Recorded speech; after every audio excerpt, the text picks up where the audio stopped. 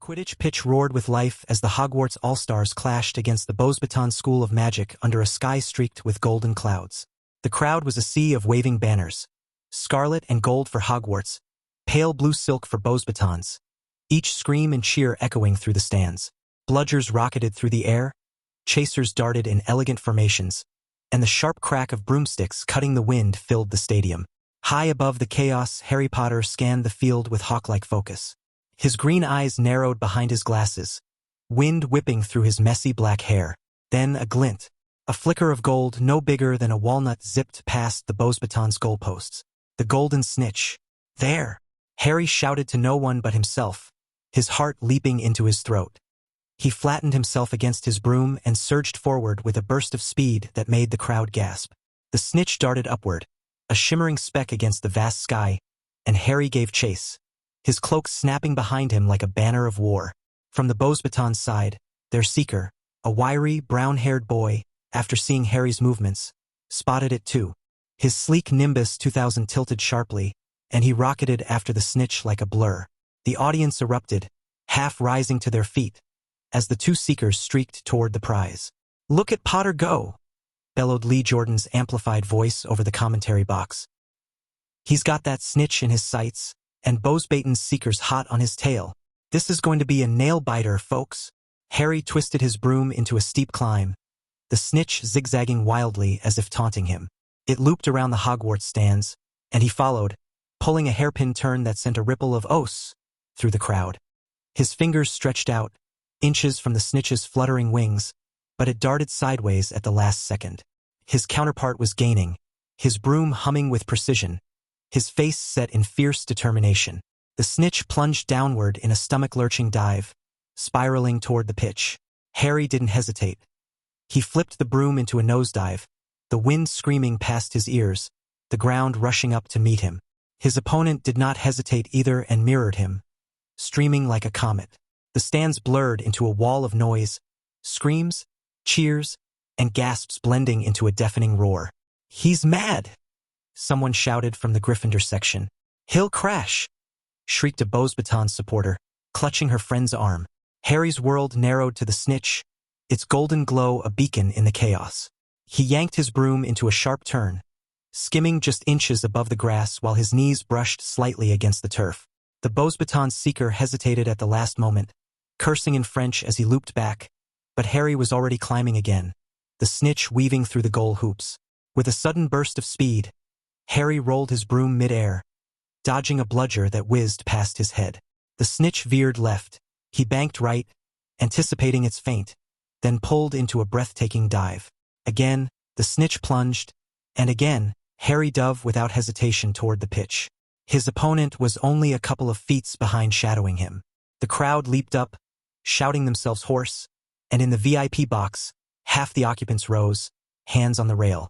"Mon Dieu, Albus!" Madame Maxime boomed, her voice rich and unrestrained. "Look at that little daredevil go. 11 years old, and he's outflying his seniors." Dumbledore chuckled softly, his eyes twinkling as he watched Harry's reckless dive. "Oh, his father had that same spark on a broom, you know. Seems the apple didn't fall far." While he appeared calm on the surface, he was actually quite shocked by Harry's flying skills. This was his first time seeing the boy fly like this, and the confidence and control he was displaying at just 11 years old made the old headmaster reconsider some of his carefully laid plans. And sitting just 2 seats away from him, another headmaster shared his thoughts as well. "Too much flash," grumbled Volkov, the dean of the Russian magical school. "He flies like he wants a broken neck. No discipline." The headmasters murmured among themselves, the officials engaged in quiet discussions, and behind them, the many occupants of the VIP box shared their thoughts just as eagerly. In the third row, a couple dressed in aristocratic wizarding finery listened intently to the occupants in the first row. The man was Lucius Malfoy. He had neatly combed blonde hair and a cleanly shaved beard, and beside him was his wife, Narcissa Malfoy.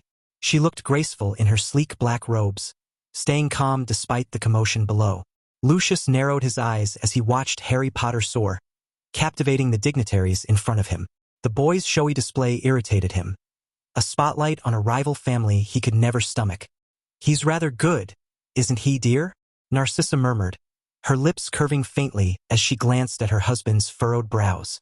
"Reminds me of his father." She knew that scowl, jealousy simmering beneath his polished veneer, sparked by a Potter stealing the stage. Lucius was predictable that way, but he was her husband after all. The man humphed. Typical Potter flair. More luck than skill. He would rather vomit than admit it. In fact, he had even tried to change the team selection when it was announced, but unfortunately, everyone gave the same answer. He was asked to take up any complaints with the new alchemy professor who was overseeing the team, but he didn't have the guts. It was common knowledge that this man wasn't easy to deal with. Most importantly, he simply didn't want to give a bad impression to someone who seemed to have connections everywhere. Mudblood or not, he wasn't foolish enough to offend a master alchemist. On the field, Harry swooped low, skimming the grass as the snitch danced just out of reach, taunting him. He narrowed his eyes, heart pounding, and then, a reckless idea took over him. In a wild move, he pushed himself up and, with a sway, slowly balanced himself on the handle. The crowd sucked in a sharp, collective breath. Almost there, he outstretched his hand, then finally lunged himself through the air at the snitch.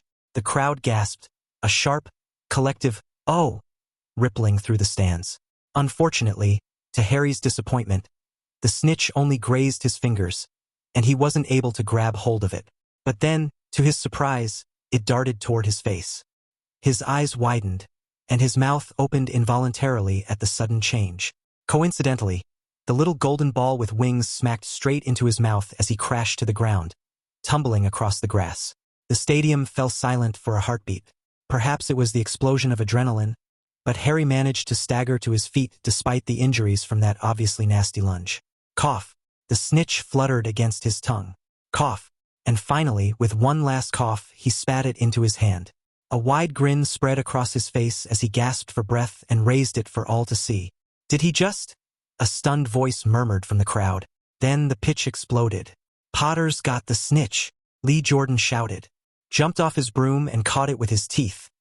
Hogwarts All-Stars take it, 280-30.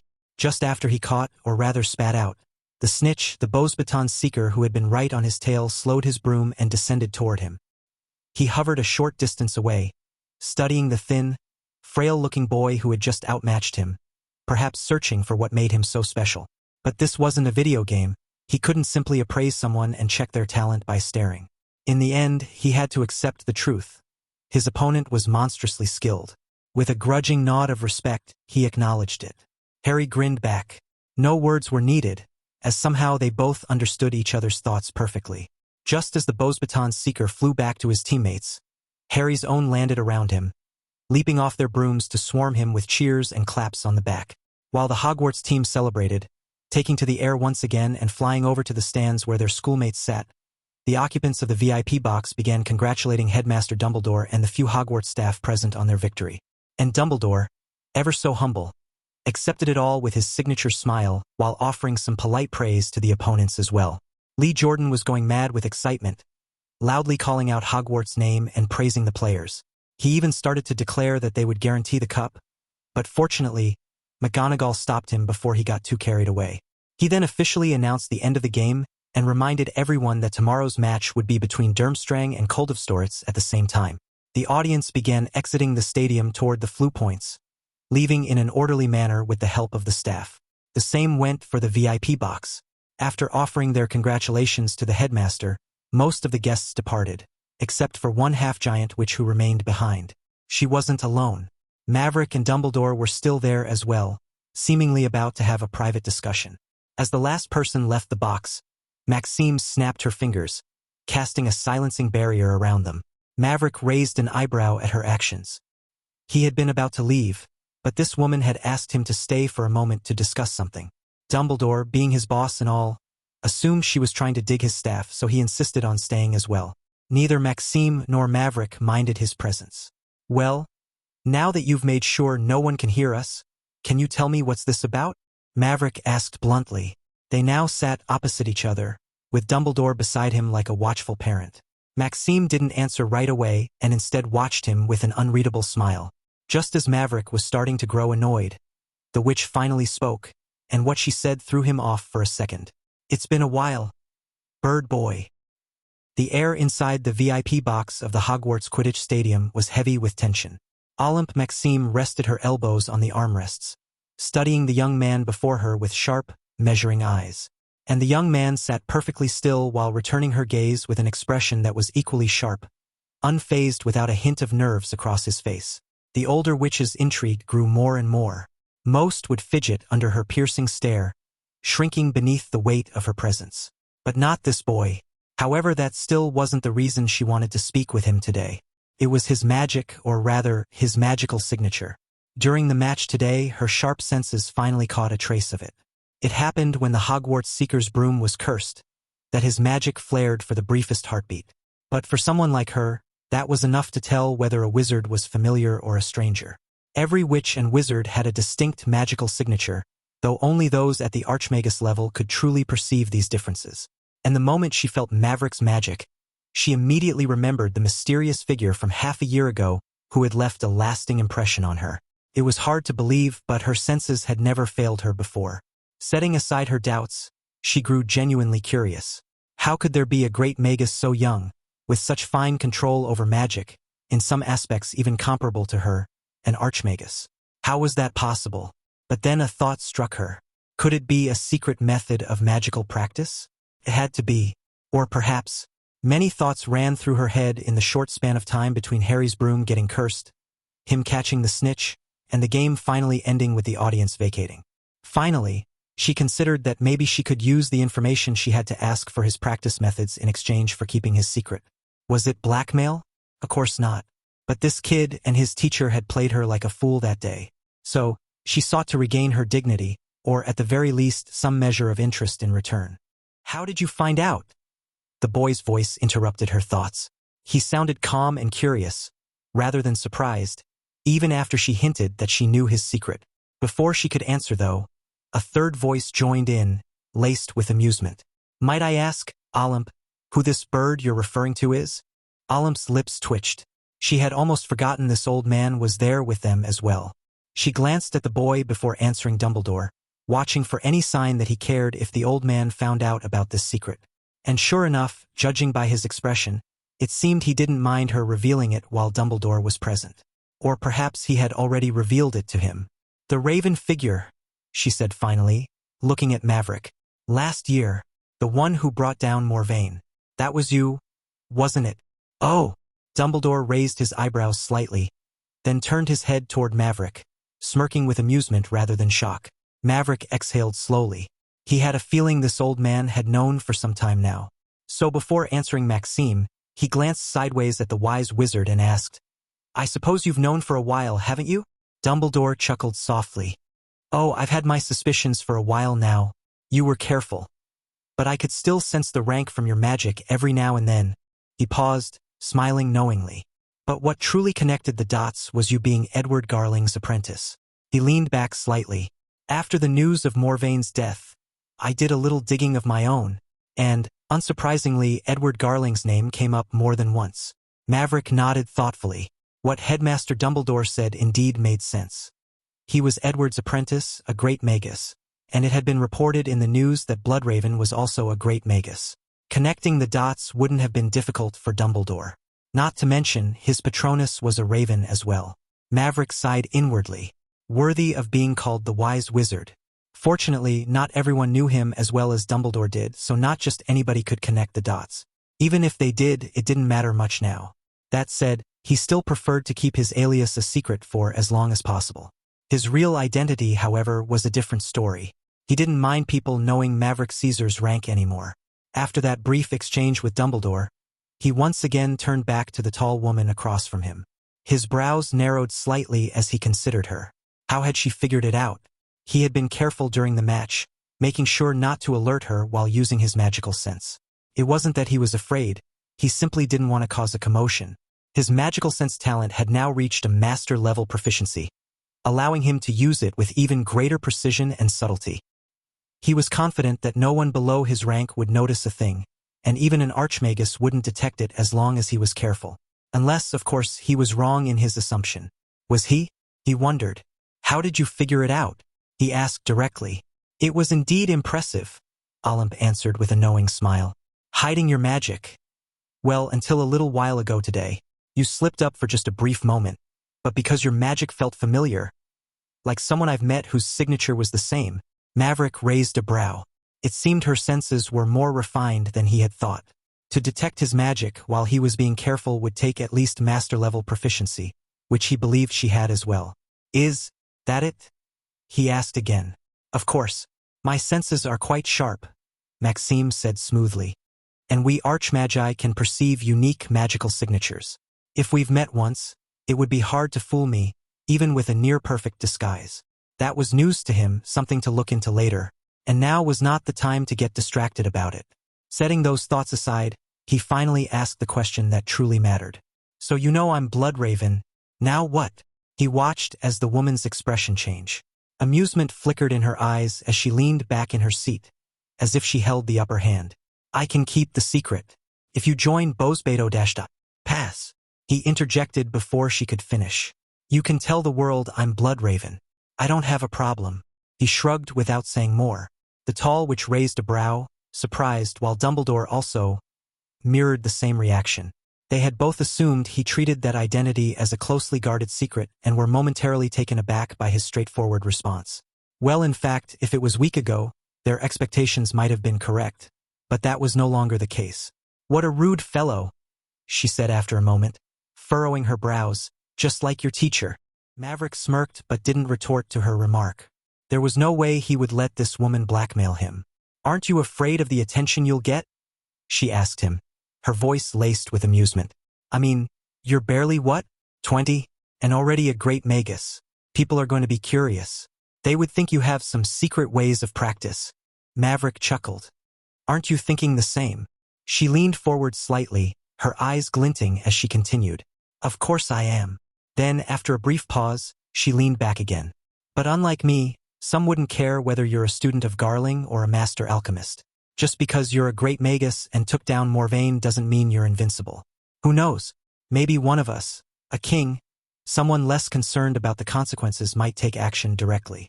Then so be it, Maverick said without hesitation. Even if both of you come at me, I won't care.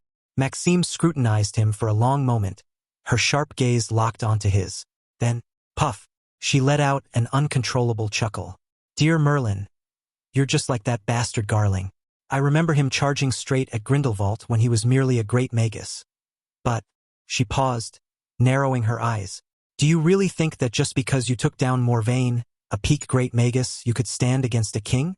The temperature in the room began to drop along with her voice. Maverick felt her magic fill the space around them. Not dominant spirit, but the pure, raw power of an archmagus.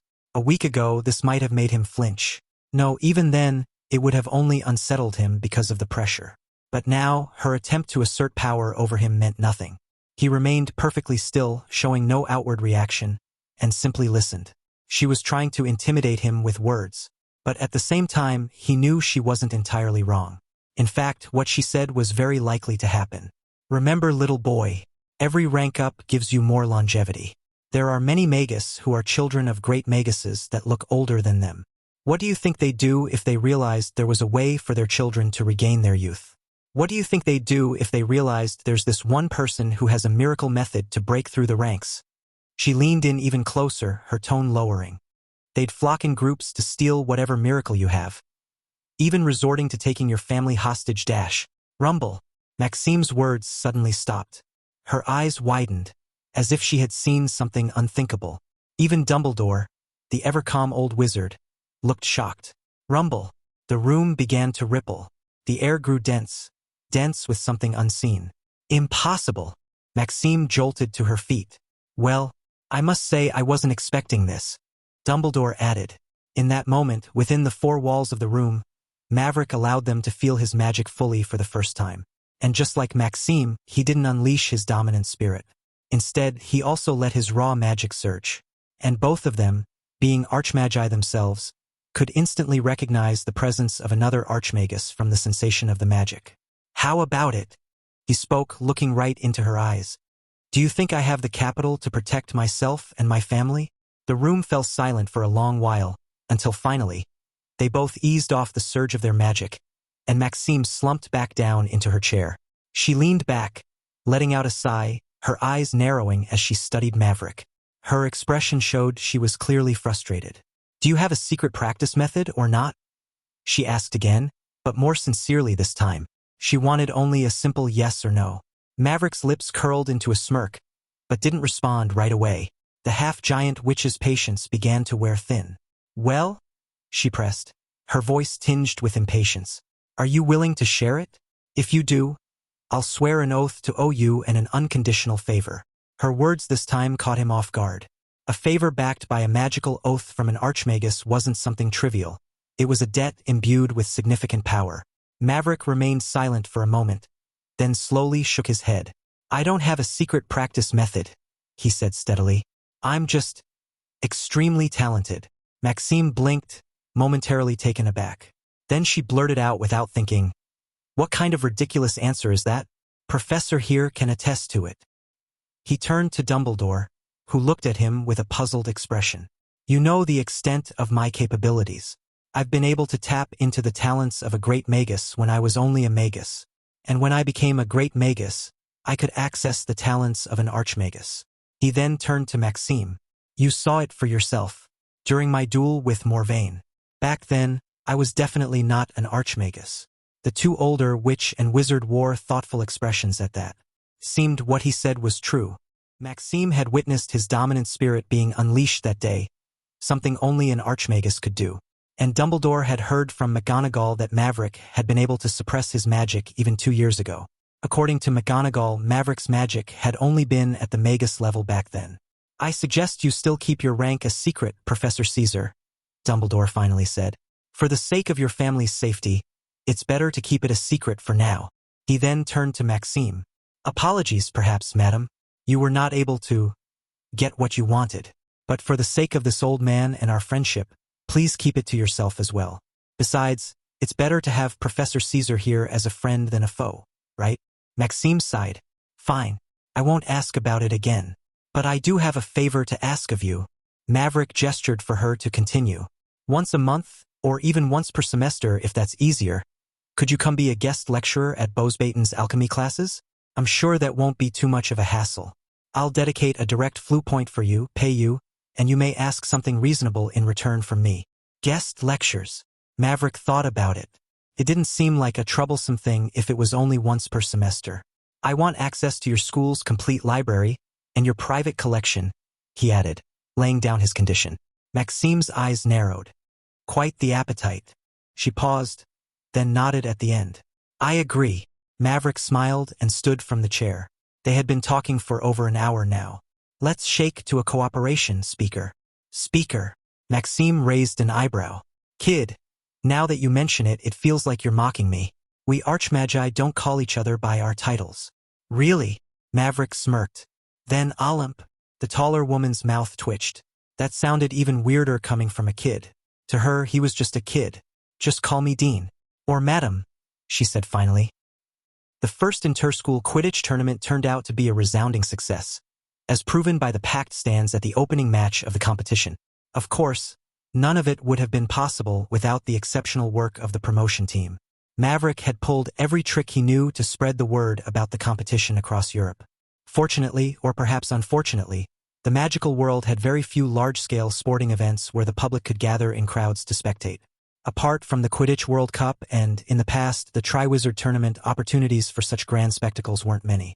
But unlike the Triwizard Tournament, with its life-threatening tasks and nerve-wracking challenges, the inter-school Quidditch Tournament was something else entirely: lighter, brighter, and far more welcoming. It brought the schools together in a whirlwind of broomsticks and cheers, a celebration of skill and teamwork rather than survival and daring. Most importantly, it gave more students a chance to take part. Instead of a single champion carrying the hopes of their entire school, full teams took to the skies, each player with something to prove. It was competition at its best, fierce but fair, thrilling yet safe, and above all, a chance to show what they were made of. It was no wonder the biggest wizarding schools had jumped at the opportunity and agreed to take part. With no real danger involved, the competition was a win-win for both students and schools alike. And beyond the sporting spirit, there was another undeniable benefit. It was a fantastic way for the schools to bring in gold. Ticket sales alone would generate a considerable amount of galleons, and that was before factoring in sponsorships and advertisements. Unfortunately for Hogwarts, even though it had been the one to initiate the tournament, it wouldn't be able to reap the financial benefits every year. That was the agreement between the participating schools. Starting next year, the tournament would rotate hosts, with the organizing school chosen through a fair and impartial draw. On the second day of the tournament, Durmstrang's all-star team faced off against Koldovstort's finest players in a fiercely competitive match. It was a much more thrilling contest than the tournament opener between Hogwarts and Beauxbatons, with both teams flying at top speed, keeping spectators on the edge of their seats. In the end, Durmstrang claimed victory with a score of 150 to 120, as neither team managed to catch the snitch before the first side reached 150 points. Each day, two teams that hadn't yet competed against each other soared through the sky, and by the sixth day, all four schools had faced off once, setting the stage for the next round of the tournament. The host school's team took second place, losing only one game to the Durmstrang team, who went on to win all their other matches. Koldovstort's claimed third place, while Beauxbaton's Quidditch team had to say goodbye to the competition, as only the top three teams would qualify for the second round to be held next February. During the games, the players from the three visiting schools spent the week at Hogwarts, attending classes alongside the students.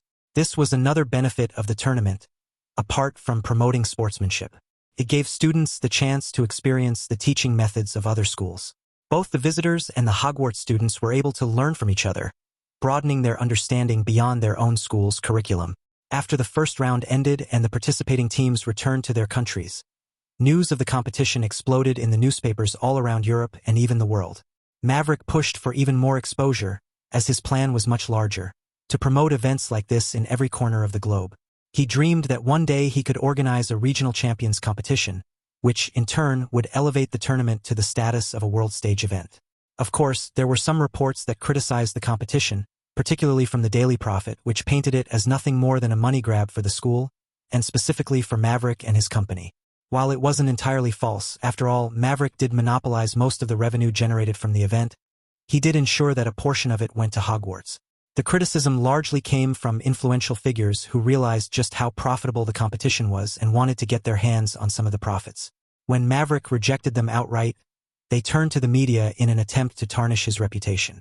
However, their efforts didn't create much of a stir. Maverick, however, didn't plan to let this go unnoticed. He had a plan to deal with the people orchestrating the smear campaign behind the scenes. And, of course, he had an eye on the so-called journalists like Rita Skeeter, who had played a part in publishing the biased articles. Maverick wasn't going to confront them just yet, but perhaps after the competition ended, or even before the finals, he would pay Skeeter a visit to show her exactly where she stood. As for the influential figures, the pureblood families who had tried to undermine him, Maverick intended to pay them a visit as well. He would make it clear that he was not someone to be messed with or drawn into conspiracies. The days that followed the excitement of the Quidditch tournament slowly settled back into routine. In the original timeline, nothing major happened after the Halloween incident and Christmas apart from the trio's adventures, and things somehow played out much in a similar way here. After Hermione recovered from the attack, she became best friends with Ron and Harry, and the three became practically inseparable after that. As in the original story, their adventures eventually led them to discover the Forbidden Corridor, where Hagrid's three-headed dog, Fluffy, was guarding something important.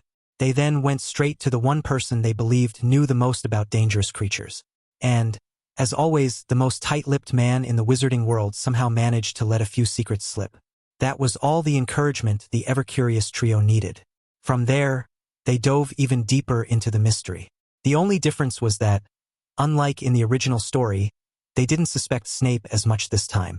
During the first Quidditch match, when Harry's broom had been cursed, Maverick had stepped in and resolved the situation before anyone could jump to the wrong conclusion. Of course, Snape had never been the one cursing Harry's broom in the first place. But in the original timeline, Hermione had mistakenly thought he was the culprit after seeing him muttering a countercurse. She had assumed he was trying to harm Harry, rather than protect him. Still, that didn't stop the trio's curiosity, and it got the better of them. And after Hagrid let slip that whatever Fluffy was guarding had something to do with Dumbledore and Nicholas Flamel, they became determined to find out more.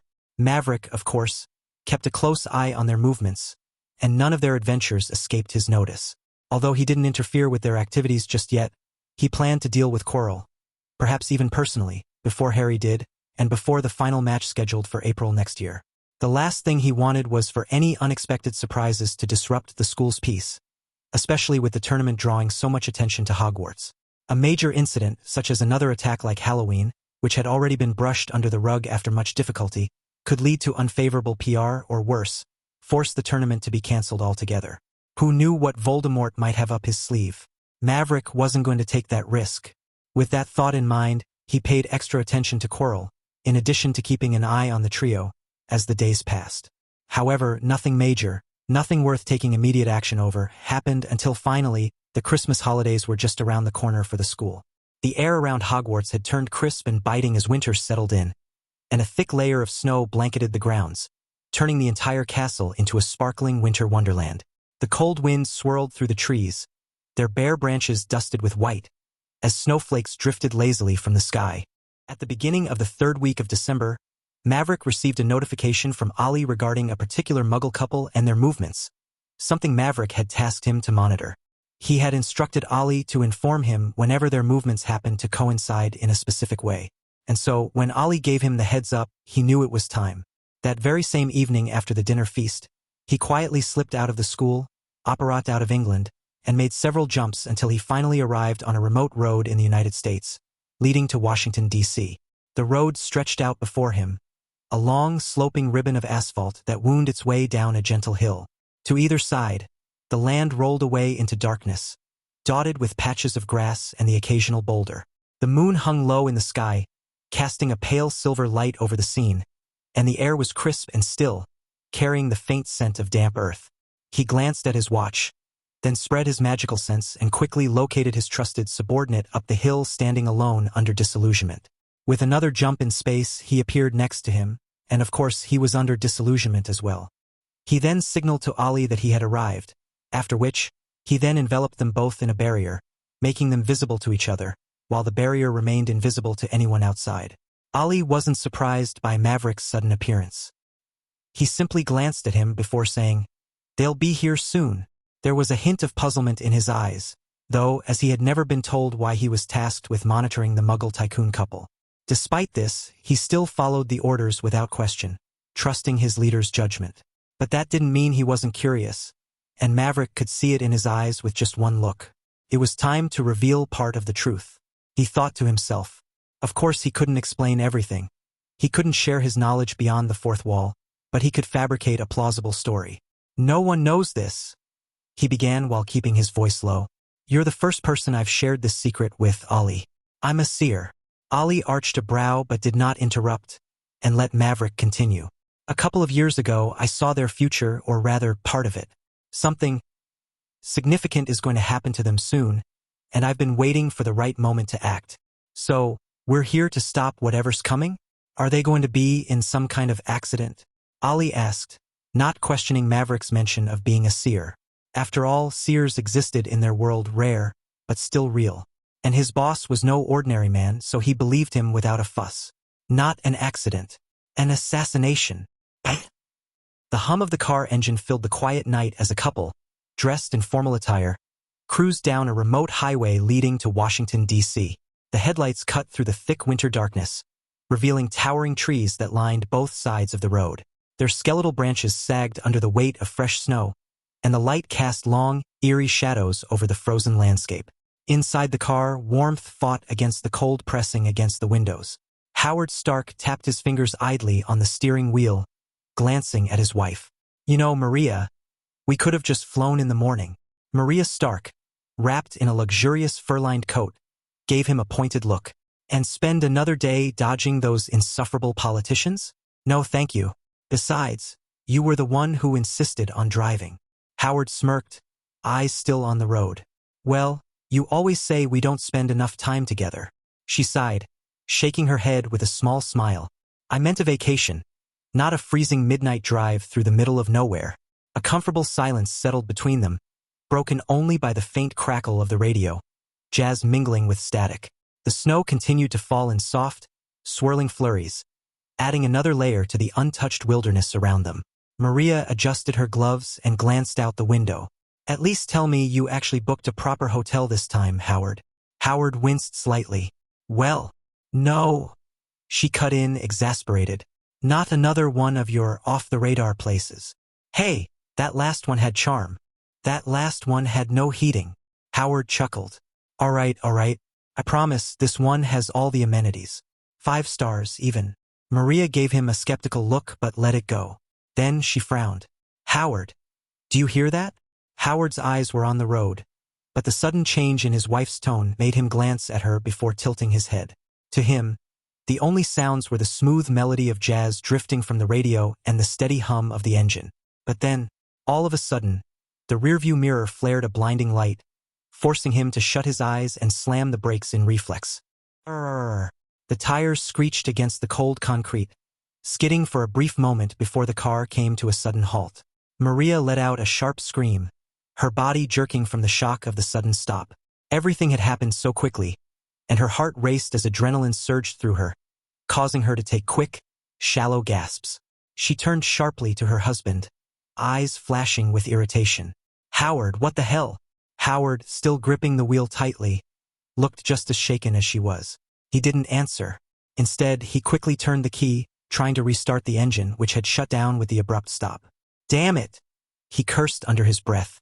If I'd known, I wouldn't have picked this antique, he muttered as the engine refused to turn on. Frustration tightened his jaw. 1, because he had chosen a classic car for their evening drive instead of one of his heavily modified ones. And 2, because he was certain they were being followed. And whoever was after him wouldn't be some random thug. That much he knew for sure. Maria noticed the tension in his face, and her earlier frustration quickly faded into concern. Honey, her voice softened, an attempt to reassure him. But before she could say anything more, the low, rumbling growl of the motorcycle engine filled their ears, growing louder. Fast. That's the sound, Maria blurted out, her voice louder than she intended, perhaps shaken by the sudden turn of events. I knew I heard another vehicle earlier. I hear it too, hon, Howard said, still yanking the key. But whoever that is, I don't think they're here to say hello. The engine let out a painful whine but refused to start. You mean, Maria started, but she didn't need to finish. She had the same thought as her husband. After all, she wasn't just any woman.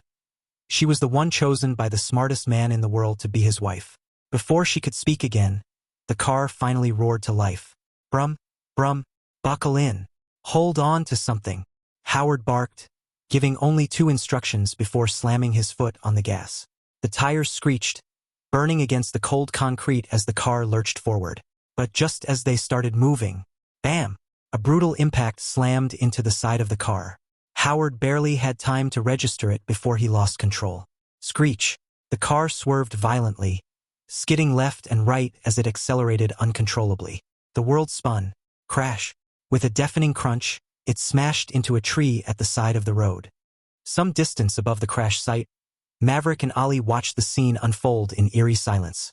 Ollie stole a glance at his boss, who stood with his hands in his coat pockets, watching the wreckage below with a flat expression. I thought we were here to save them? Ollie asked, puzzled. In due time, Maverick answered simply. Ollie shrugged and turned his attention back to the road below. Still that kick. That was nothing a normal human should be capable of. He sent a moving car flying off course like it was a toy. Is he a mutant? Maverick's lips curled into an unreadable smile. You're right, he's not normal. But not a mutant either.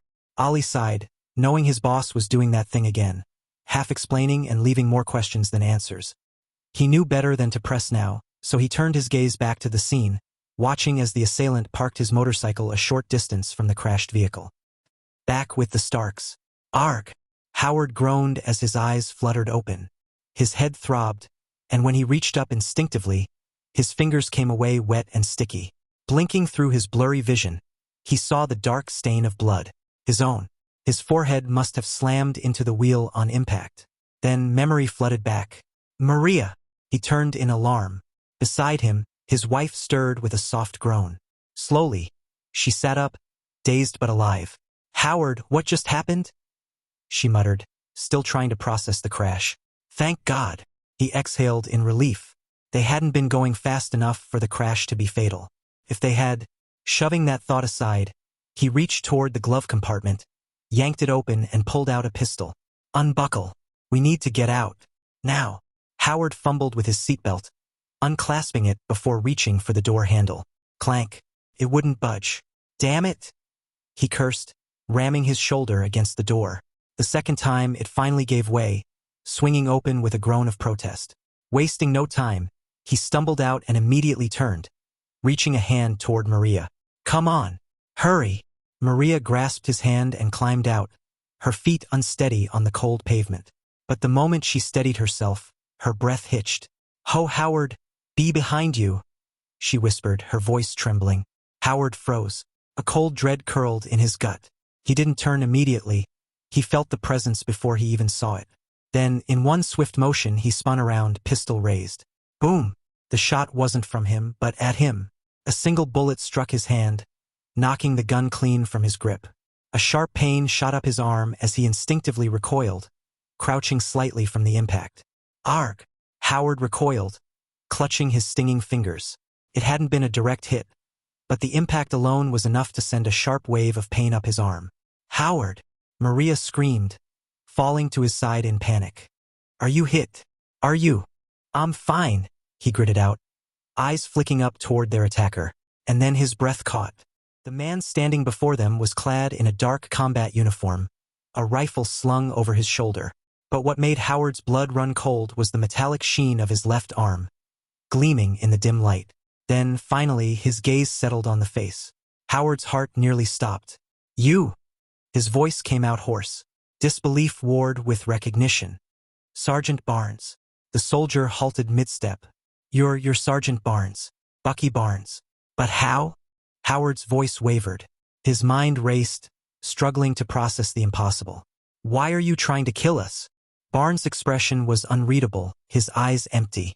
But for the first time in a long while, something flickered within them. A hesitation. A memory, no, a feeling he did not recognize. But that intuition lasted only a second before his gaze hardened once more. Without a word, he reached for the rifle slung over his shoulder. Wait! Wait! Bucky! Howard shouted, desperation lacing his voice. No response. Click, click. The rifle was loaded. And this time, Barnes didn't aim at Howard. He aimed at Maria. Why? Because aiming at the woman stirred nothing in him. No hesitation, no conflict. She was just a target. He decided to kill her first, then eliminate the other next. Maria froze. The panic seized her body, locking her in place. She wasn't even screaming. Her mind had gone blank. Howard, despite his pain, moved on instinct, throwing himself in front of his wife. Barnes' finger tightened on the trigger. And then, would you mind not pointing such a dangerous thing at such a pretty face, Mr. Winter Soldier? The voice was deep, smooth, and strangely mechanical. Barnes didn't hesitate. Without even looking, he spun toward the voice and opened fire.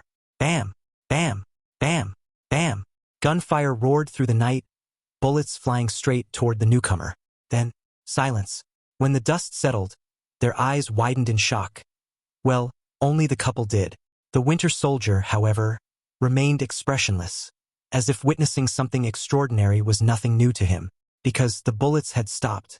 Not missed. Stopped. An invisible force had halted them midair, mere inches from a dark figure standing a few feet away. The couple's breath caught as they took in the sight. The man was dressed entirely in black, a long coat draped over a fitted suit, his boots planted firmly on the cold pavement. A hat sat low on his head, shadowing most of his face. But that wasn't what sent a chill down the couple's spine. It was the darkness where his face should have been. Not a mask, not a blur, just nothing. And in that nothingness, two crimson lights glowed where his eyes should have been. Da-da-da-da-da-da. Da-da-da-da, click, click. Bucky Barnes, also known as the Winter Soldier, fired round after round at the mysterious figure that had appeared out of nowhere, interrupting his mission. He was an assassin, and tonight's objective was clear to him, and that was to eliminate the Stark couple. Anything or anyone that stood in his way would simply be added to the list, and he had no interest in engaging in dialogue to find out their identity. That was how he had always operated. It was his instinct, what he was, in plain terms, programmed to do. But for the first time, he realized tonight's objective might be more difficult to achieve than his previous, flawlessly executed missions. After emptying 2 full magazines, his state-of-the-art, modified weapons had proven useless, and his target turned out to be completely unaffected. Still, he didn't flinch. Even as the bullets froze midair, suspended by some unseen force, before clattering harmlessly to the ground, he remained unfazed. After all, as an agent trained to eliminate only the deadliest threats to his organization, he had more or less encountered people with special abilities, and he had dealt with them as well. So, without a second thought, he discarded the now emptied automatic rifle, then drew his most comfortable pistol and fired again. Bam! Bam! This time he moved as he fired, taking a step with each shot, closing the distance between them. He refused to believe that whatever barrier protected the figure could hold indefinitely. More importantly, once he got close enough, he could let his enhanced physique and mastered combat techniques speak for themselves. Meanwhile, the Stark couple sat frozen beside the wrecked car, watching the violence unfold in disbelief. Maria clutched the fabric of her coat tightly, flinching with every gunshot, fear gripping her to the core. Although she was the wife of one of the richest and most influential men in the world, she had never experienced anything like this. She had always been protected, living in a sanctuary-like space no matter where she was. Until tonight. Tonight, she and her husband had decided to go out without their usual security detail, a decision that now felt like a terrible mistake. Howard, however, remained more restrained. Not calm, but not entirely shocked either. He had seen and even experienced situations, not quite like this but similar. So, rather than panic, his expression was more composed, and his mind was already working on a plan for escape. Of the two men, he only knew Sergeant Barnes, and unfortunately that was the one trying to kill him and his wife. The other, a complete unknown, had somehow saved them, but he had no idea who this person was or what they wanted. He would much rather be far, far away from both of them. Bam! Bam! Bam! A consecutive bangs of gunfire filled the night, but the result was the same. Every single bullet came to a dead stop, frozen in place before clattering harmlessly to the ground. Barnes did not show any surprise, not even frustration. He simply emptied the rest of the magazine as he inched closer and closer to the man. Click. The handgun turned dry as well, the last round spent, but he was now nearly an arm's length away from the figure. Then he heard it, a low chuckle. That was disappointing. The voice was smooth yet unervingly distorted, like two voices speaking at once. One human, the other something else. Any other tricks, Mr. Winter Soldier? Without a change in expression, Bucky Barnes discarded the pistol without a second thought and reached into his combat suit with precise, unhesitating movements. A glint of steel caught the dim moonlight as he drew two serrated combat knives. Barnes shifted into a low stance, the knives gripped in a reverse hold. His movements were smooth, like a machine programmed for one thing and one thing only. Interesting, the figure said, tilting his head slightly as if intrigued. In a slow, deliberate voice, he murmured, "Humor me." Then, Barnes didn't need a second invitation. He lunged. His speed was incredible, far beyond that of a normal human. The first blade swept low, aiming for the figure's midsection. Miss. The figure shifted just enough to let the blade pass through empty air. Barnes pivoted, slashing upward with the second knife. Miss. A simple tilt of the head and the attack sailed past, cutting through nothing. Without breaking rhythm, Barnes launched a rapid series of attacks, each movement flowing into the next, each strike aimed at a vital point. The knives danced, their serrated edges glinting as they sliced through the air with deadly precision. Mississippi, Mississippi, miss. The figure moved like a shadow, effortless, smooth. It wasn't just speed, it was as if he already knew where each attack would land before it even started. Barnes spun, attempting a brutal roundhouse kick. The figure leaned back just enough for the boot to pass an inch from his face. Barnes adjusted mid-motion, reversing his momentum into a downward slash with his knife. Clang! The knife struck something solid. No, the figure had caught it. Or rather, pinched the edge of the blade between two bare fingers, stopping it just before it could slash his aorta. For the first time, Barnes hesitated. The figure's unseen eyes seemed to bore into him. Then, with eerie calm, he whispered, "Boring." In a blur, the figure moved. Thwack! An open palm struck Barnes' wrist, disarming one knife. Thud! A precise strike to the chest sent Barnes skidding backward, boots scraping against the concrete road. The Winter Soldier straightened, gripping his remaining knife. He didn't breathe heavily, didn't react with anger or frustration. Like a machine, he simply recalibrated.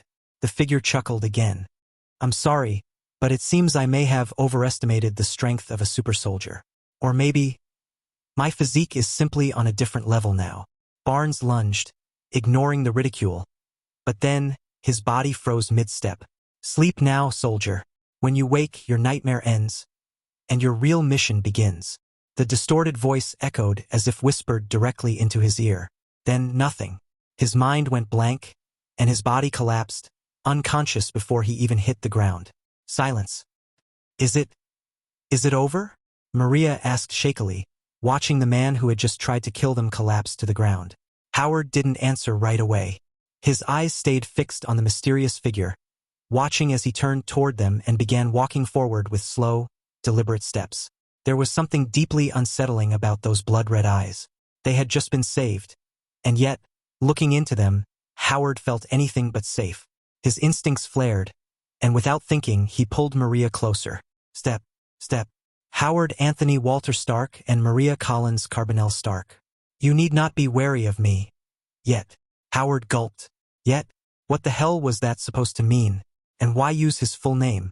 The only time he ever heard his full name was when Maria was mad at him. Thank you, mister. He suppressed his unease, trying to maintain a composed front. For saving my wife and me. When I get home, I promise to reward you, Generu. His words trailed off, his eyes widening as the figure raised a single finger and pointed it at them. Wait, please don't kill us. He tensed, instinctively shielding Maria, but before he could react further, a soft glow enveloped them both. A wave of warmth spread through his body. It wasn't painful, it was comforting. He felt the tension in his muscles ease, the stinging from his wounds fade. He glanced down at his hands, watching as the bruises and scrapes disappeared before his very eyes. What in the... The words barely left his lips before the figure spoke again. You will answer my questions truthfully. No lies, no attempts to steer away from them. Howard's mind raced, struggling to process the situation. But he was a man who adapted quickly, and he gave a curt nod. Stand. You are both healed, more or less. Howard hesitated but ultimately complied. What choice did he have? He then helped Maria to her feet, and now they stood face to face with their mysterious savior, or perhaps their captor. My first question, he heard the figure ask in that voice which sounded nothing like a human at all. Who is Sergeant Bucky Barnes to you? But he didn't have the nerve to comment on that, except to obediently answer the question. Bucky? He glanced at the unconscious man on the ground before turning back to the figure. Once a friend. A long time ago. I thought he had died. He paused, thinking for a moment before adding, he was a good friend of mine. We were acquainted through Rogers. The figure gave a slight nod before speaking again. Who is Sergeant Bucky Barnes to you? Bucky. He glanced at the unconscious man before shifting his gaze back to the figure. He was a friend. A long time ago. I thought he was dead. He hesitated, then added, a good man once. We knew each other through Rogers. Howard saw the figure give him a slight nod before asking again. What do you know about the Hydra organization? Hydra? His eyes narrowed slightly at the mention of a name he knew all too well. But it had been years since he had last heard it. He took a moment to gather his thoughts before speaking. Hydra was a terrorist organization. It was brought to an end decades ago by an agency I was a part of. The figure nodded once more, showing no other reaction. What do you know about the magical world? Howard tilted his head. You mean the stick-wielders? Maverick raised an eyebrow under his disguise, his eyes twitching slightly. He remained silent, allowing Stark to answer his own question. Howard's thoughtful expression deepened. If you're asking about magicians, I know of them. Then he paused, as if a realization had just struck him. Wait, you're a mage, aren't you? Answer my question, Stark. The figure's voice cut through his moment. Yes, apologies. Howard straightened, regaining his composure. I know about magical people and the hidden world beneath ours. I met some during the war, and I still know a few even now. Like my country's super magical Edward. Beside him, Maria stood in silence, absorbing every word. Her world was shifting, her understanding of reality crumbling in mere seconds. But she didn't interrupt. Fortunately, having accompanied her husband to meet many of the world's most influential figures, and overhearing things a civilian technically shouldn't, she had learned when to speak and, more importantly, when to stay silent. So she simply stood frozen, absorbing the overwhelming revelations unfolding before her. "You have answered my questions truthfully, Howard Stark," the figure said in that smooth, yet unnerving voice. "You are correct. I am indeed a wizard, or a magician, as you put it. But more than that, I am an archmagus. Much like this Edward you mentioned." Howard's eyes widened in disbelief, and subconsciously swallowed hard. An archmagus. Of course, he understood the significance of what that meant. He remembers during the war, when Schmidt's forces were wreaking havoc across Europe, there had been another party, a so-called partner of Schmidt, who was causing disasters elsewhere. While Schmidt used technology trying to bring about nuclear devastation, this archmagus was causing it like a walking nuclear weapon. Yes, a walking nuclear weapon. That was the conclusion his team had reached about the particular magician who partnered with Schmidt during the war. And the only reason non-magicals hadn't dared to act against the magical world was that the latter had not one, but multiple reusable nuclear powerhouses such as that person amongst their ranks. Back then, the balance was simply impossible to tip. And now, standing before him was one of those powerhouses. Howard felt a lump in his throat as his confidence wavered uncontrollably. "And, Mr. Mage." He forced himself to speak, though his voice was strained. "Can you tell me why? Or what it is you want, in return for sparing me and my wife?" Maverick smirked under his mask, though outwardly he showed no reaction. To the Stark couple, all they saw were those blood-red eyes burning within the darkness that should have been his face. "I'm not sure if you're aware of this, but among us magicians, some are born with unique gifts beyond regular magic. One such ability is the power to see, to witness glimpses of the future. I am one such individual." Howard listened in silence while his hands clenched at his sides. "I do not control these visions," the figure continued. "They come to me at random, about people I know, about complete strangers. Some show the next moment, others the next day, or even decades into the future." The figure's voice was eerily steady as he spoke. "Years ago, I saw this very night unfold. I saw what was meant to happen here today. And now, I will share with you what I saw, both tonight's events and what follows in the future because of them." Howard and Maria exchanged an uneasy glance. "Do not be alarmed. I am merely sharing my memories with you." With a snap of his fingers, the world around them shifted. Their vision went dark. Then suddenly they saw it. The same road. Their own car. From a third-person perspective, they watched as their past selves drove along the road, just as they had tonight. And then, crash. Their car was hit from behind, the force sending it spiraling into a tree like a mere toy. Maria gasped as she watched the horrifying scene play out before her. Then they saw him. Bucky Barnes emerged from the shadows, his expression just as emotionless as before. Cold, unfeeling, like a machine. With chilling precision, he reached into the wreckage, grabbed Howard, and brutally struck him down. His metal fist came down again and again, crushing, breaking, leaving him a bloodied mess. Maria turned away, trembling, but the vision continued. After Howard was left barely conscious, they saw Barnes walk around the car and grab her. Maria's breath hitched as she watched, wide-eyed, as herself in the vision struggled, helpless, while the assassin's hand closed around her throat. Then, before their very eyes, he killed her. Howard's heart pounded violently against his ribs as he stared, unable to look away. He saw then their bodies were placed back in the car, carefully arranged to make it look like a tragic accident. And then silence. "You both would have died tonight," the voice beside them said. "Killed by Sergeant Bucky Barnes. He is known as the Winter Soldier, one of Hydra's top-tier assassins." Howard's head snapped toward the figure. "Impossible. We eliminated Hydra after Rogers defeated Schmidt." The figure slowly shook his head. "You merely cut off one head." A pause. Then, the voice asked, "Do you know the creed they live by?" Howard hesitated. "What?" "Cut off one head, and two more shall grow." The realization sank in like ice in Howard's veins. "Hydra was only weakened back then," the figure continued. "But it has grown in the shadows, infiltrating your government, even the World Security Council. Sergeant Barnes is one of them. He was brainwashed by brutal means. His memories stripped away, his emotions erased, leaving only one objective embedded in his mind. Obey Hydra. Unconditionally." Howard clenched his jaw, his mind racing, but before he could speak, the figure raised a hand. "Observe. I shall now show you the future." The scene changed again. Howard gasped. Tony. It was his son, but older. Maverick, of course, didn't conjure the image of Robert Downey Jr. Instead. He delved into Howard's mind, pulling forth the true appearance of this world's Tony Stark. Your son, the figure said, his voice unreadable, will grow up to be more than capable of continuing your legacy as one of the smartest men in the world. But he will also be naive. Howard watched as the vision unfolded. Tony, now a grown man, stood at the helm of Stark Industries, the company thriving beyond imagination. He will make more money than he could ever count. He will elevate your company to unprecedented heights. He will become the richest man in the world. Howard blinked, momentarily relieved. But then, what did he do to achieve this?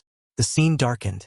He'll become the greatest arms dealer the world has ever known, believing he's only supplying weapons to the government without a second thought.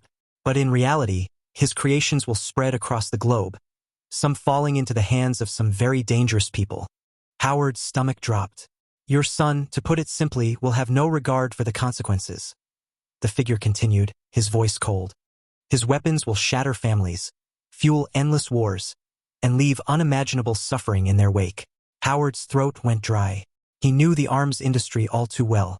There was always an underground market, always buyers lurking in the shadows. As the figure had just said, it wasn't impossible for weapons to fall into the wrong hands if one wasn't careful. And judging by what he was hearing about his son, or rather, the version of his son who grew up without parents, it seemed Tony wasn't the careful type. Watching his own son become that, it was a bitter pill to swallow. Maria turned to Howard, horror evident in her eyes. And the vision was not over yet. For over an hour, Maverick revealed glimpses of their son's possible future. By the end of it, Howard and Maria stood frozen, struggling to process the overwhelming visions. Their minds reeled from the weight of it all: Tony's rise, his fall, his struggles, and, ultimately, his death. Maria's face was streaked with tears, her hands trembling as she clutched her husband's arm. Howard, though outwardly composed, looked visibly shaken. The sheer magnitude of what they had just been shown was almost too much to grasp. Maverick had constructed the illusion with careful precision, pulling from his memories of the Marvel movies he had seen. He hadn't fabricated completely false scenes, but had instead woven together a version of events that felt like genuine glimpses of the future. Some details had been altered, adjusted, but the essence remained the same. Then, snap! A sharp sound echoed in the air, and their surroundings shifted. The visions disappeared, replaced once more by the cold, dark reality of the road they stood on. Maverick's voice broke the silence, now carrying a weight even heavier than before. This is the fate of the world if you were to die today. His crimson eyes burned like embers in the darkness as he continued. Some, if they knew this knowledge, would say it is necessary for your deaths to happen. After all, your son outgrows his narcissism, becomes a man respected by all, and ultimately sacrifices himself for the universe. Howard clenched his fists. Maria let out a shuddering breath. But fate, Maverick said, is not set in stone. A pause. Howard took a deep breath, his mind spinning. Then, after a moment, he asked, so, now what? Maverick turned to the couple, his presence suddenly heavier, more oppressive. His next words sent a cold chill down their spines. I have saved you from death, because I require something from you. Howard exhaled slowly, the tension in his body lessening. Finally, something he could understand. A trade. A deal. I see, he said, nodding. It was always easier to give something than to do something. And he was one of the richest men in the world. Whatever this mysterious figure wanted, he had no doubt he could provide it. Go ahead, he said confidently. Name it. Money? Rare items? If it's out there, no matter how expensive, I can get my hands on it for you. Maverick's silence stretched. Then, you are mistaken, Stark. Howard's confidence wavered. I do not need such material things. A pause. Howard's momentary relief shattered. The weight in that cold mechanical voice made him uneasy, and his gut twisted with unease. Whether you agree or not, the figure continued, depends on whether I choose to wake up Barnes and leave like nothing happened, or I save you, and him as well. Howard swallowed hard, feeling Maria's grip tighten around his arm. He didn't want to die, especially after witnessing the tragic future his son would face without him and Maria. And now, given a second chance, alive and well, of course he wanted to live, to be part of Tony's life. Slowly he nodded. Please, say it. Maverick's gaze swept over them. When he spoke again, His voice carried an unyielding finality. Listen, and listen carefully. Both of you. Howard felt a strange pressure settle over them, as if the very air had become heavier. You will pretend to be dead. I will arrange a scene exactly like what you saw in the vision, your original fate. Maria gasped softly, her nails digging into Howard's sleeve. I require you to work for me, Maverick continued, his tone unwavering, until your son embraces his true destiny and becomes the symbol of this world. Howard's brows furrowed. True destiny? Maverick ignored the question. After he recovers from the poison in his body caused by the arc reactor, only then may you reveal yourselves to him, or to the world. Maria took a step forward, her voice shaky. You mean, we can never see our son again? Not for decades.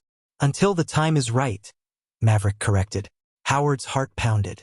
His mind screamed at him to reject this insane proposal. Until then, Maverick pressed on, you will disappear. You will not be held captive. But I will use magic to change your appearances whenever you need to go out in public.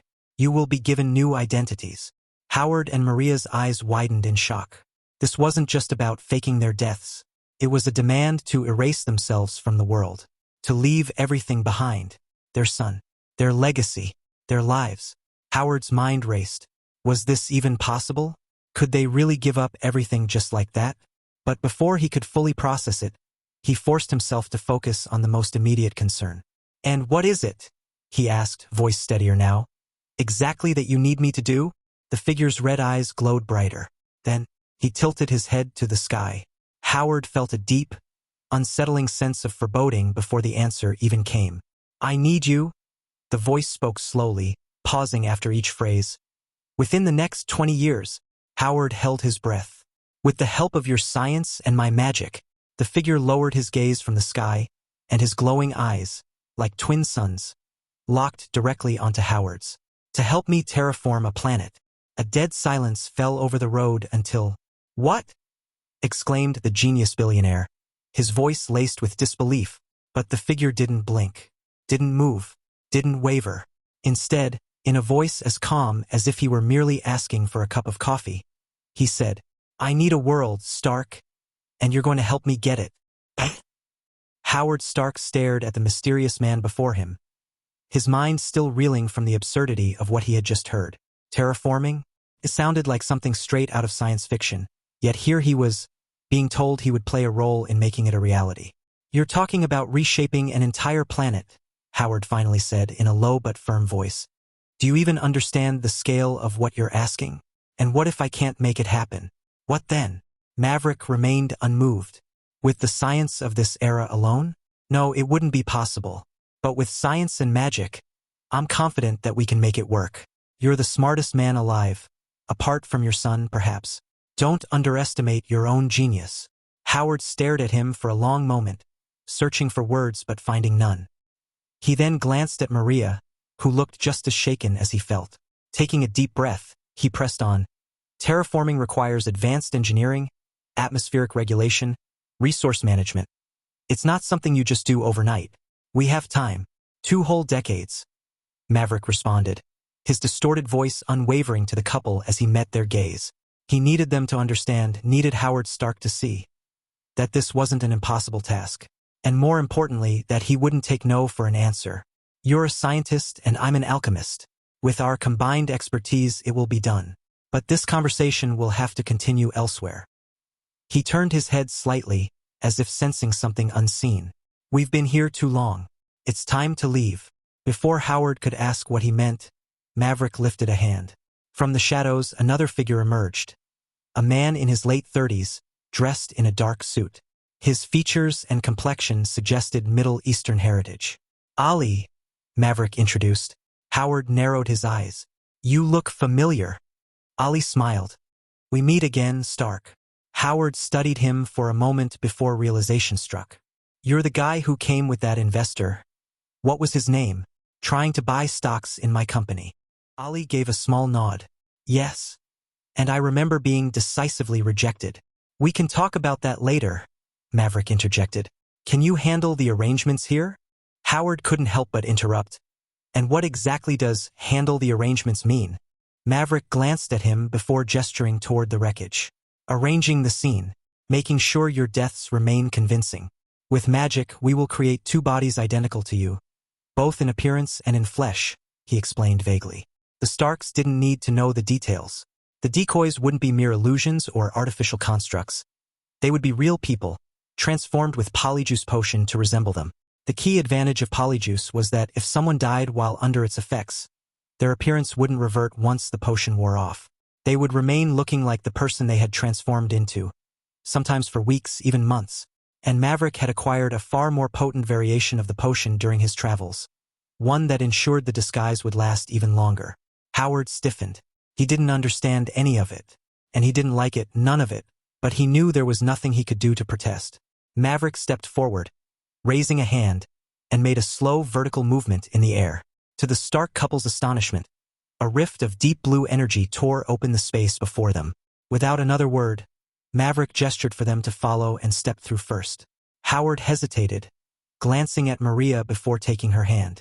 Together, they followed Maverick into the unknown, Bucky Barnes' unconscious body silently levitating behind them.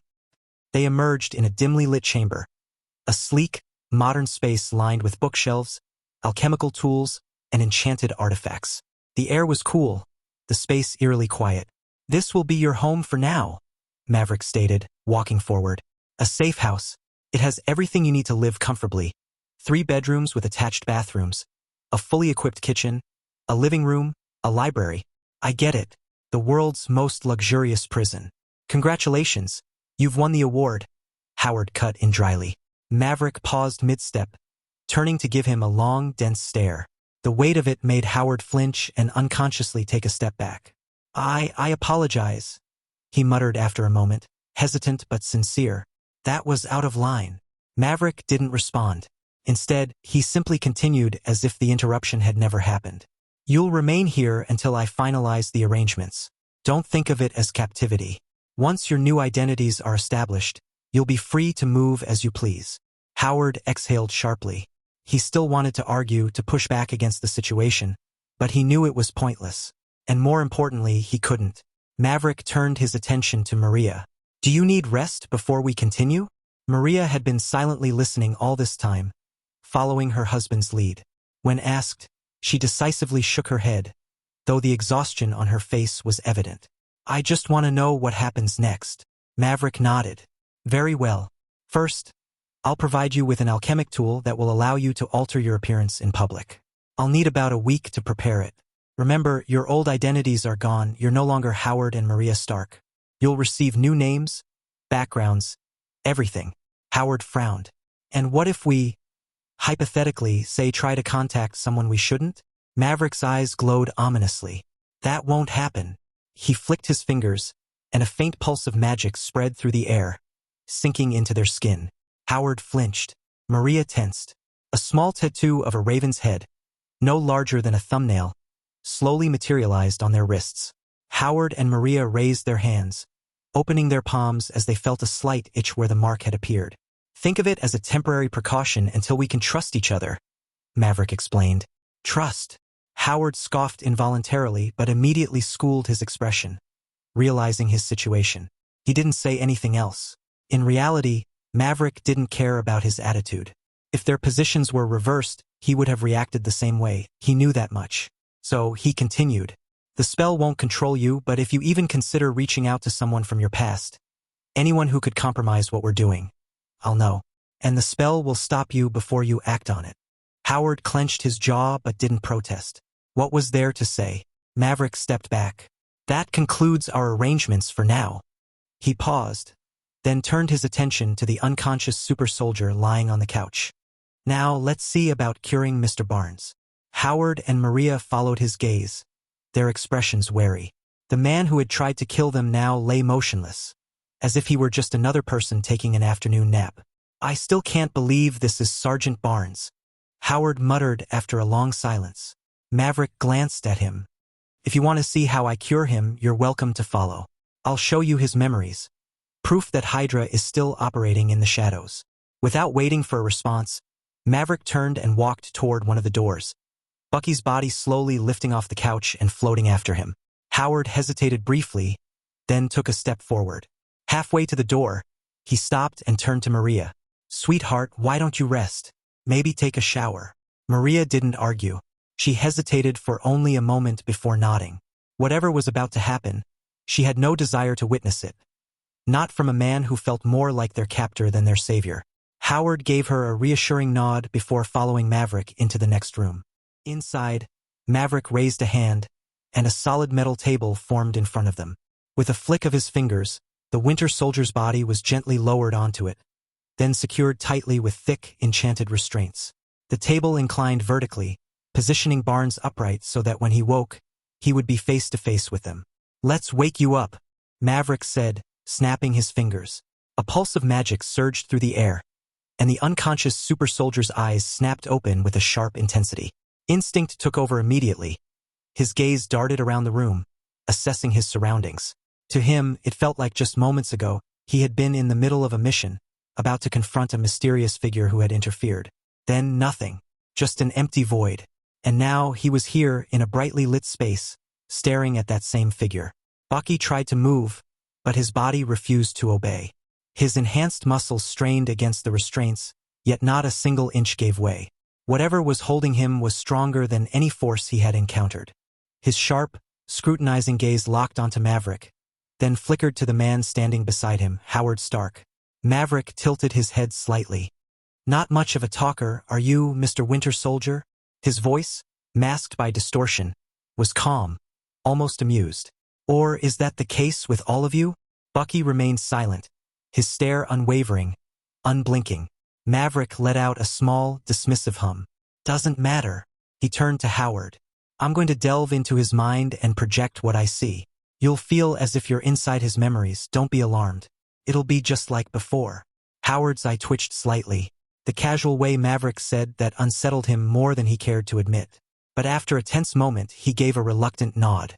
Maverick raised a hand, a faint glow forming at his fingertips as he reached toward Bucky's forehead. Then, darkness. Howard inhaled sharply as everything around him vanished into an abyss.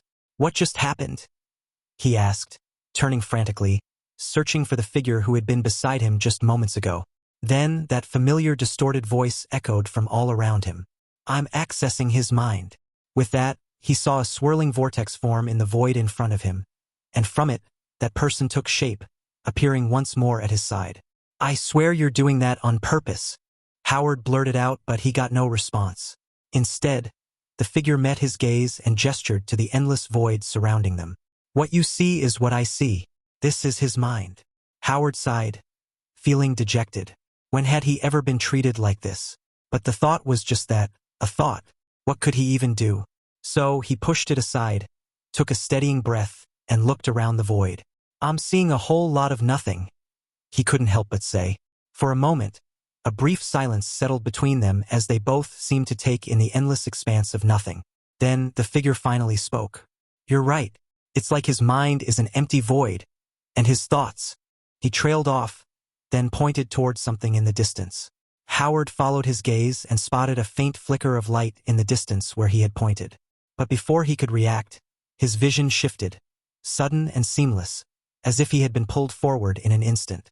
The distant flicker was now much closer, revealing itself as countless shattered fragments, each one glowing softly like scattered pieces of broken glass. "What is this?" Howard asked, looking perplexed. "Memories," the figure murmured in response. "Broken. What's that supposed to mean?" Howard asked. The figure glanced at him before replying, "Memories are like data."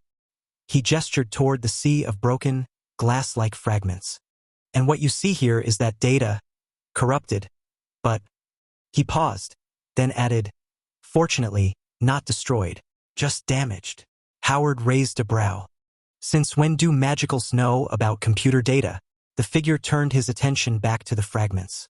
With a casual gesture, he pulled one toward them and said, "We're wizards, Stark, not savages." And the next moment, Howard saw the fragment that was floating towards them suddenly expand, shifting, swirling, and in an instant, the world snapped into place around him. "God damn it, not again," he cursed under his breath. A frozen battlefield. Wind howled through the mountains, biting cold lashing against soldiers caught in the throes of war. Amid the chaos, a young James Buchanan Barnes, Bucky, clung to the side of a crumbling train, his expression hardened by battle. Howard exhaled sharply. This is... before he died. Maverick didn't respond. His glowing eyes locked onto the scene as it unfolded. The train jerked violently. Bucky's grip faltered. Then he fell. The world rushed past as his body plummeted. He struck the mountainside hard, a sickening crack of bone and ice echoing through the ravine. Snow cushioned some of the impact, but it wasn't enough. His body crumpled, unmoving. Howard winced. He had read the reports. Bucky Barnes had been presumed dead. But now he was watching what came after. Dark shapes moved through the snow. Soldiers, not American. Their uniforms bore a different insignia. Hydra. They approached cautiously, rifles trained on the fallen soldier. One knelt, checking his pulse, then called out in German. The others moved in. Howard clenched his fists. Bucky stirred. Barely. He was still alive. Maverick flicked his fingers, and the memory fast-forwarded. The scene blurred. Bucky, dragged through the snow, transported to a hidden Hydra facility deep in the mountains. Medical equipment surrounded him, and shadowed figures loomed. His arm, his real arm, was gone, lost to the fall. But Hydra had other plans. Howard's breath hitched as he saw the metal grafting process begin. A crude, agonizing surgery. Metal fusing to flesh. Bucky screamed, but no one comforted him. Another flick, and the scene changed again. A dimly lit room. Cold. Sterile. Bucky sat restrained in a heavy metal chair, arms bound, face blank, empty. His eyes, once bright with life, were glassy and hollow. Before him, a Hydra scientist stood with a notebook, reading aloud in Russian. As the words continued, Bucky's body tensed, his fingers curling into fists. The blankness deepened. His breathing slowed, mechanical. Howard felt a pit form in his stomach. Is this how they brainwashed him? Maverick nodded. This is how they broke him. They made him stare at a projection for days, bombarding his mind with commands. Words, images, and subliminal messages, all reinforcing obedience and suppressing resistance. They started by exhausting him. Sleep deprivation, sensory deprivation, keeping him awake for days until his mind was too weak to fight back. The projections weren't just images. They were hypnotic patterns designed to break focus, to pull his consciousness into a haze where reality blurred, and the only thing that remained clear was their voice, their commands. Howard clenched his fists as Maverick continued. They stripped him of everything, memories, emotions, even his sense of self. Every time he resisted, they erased more of him. Not all at once, that would be too obvious, too ineffective.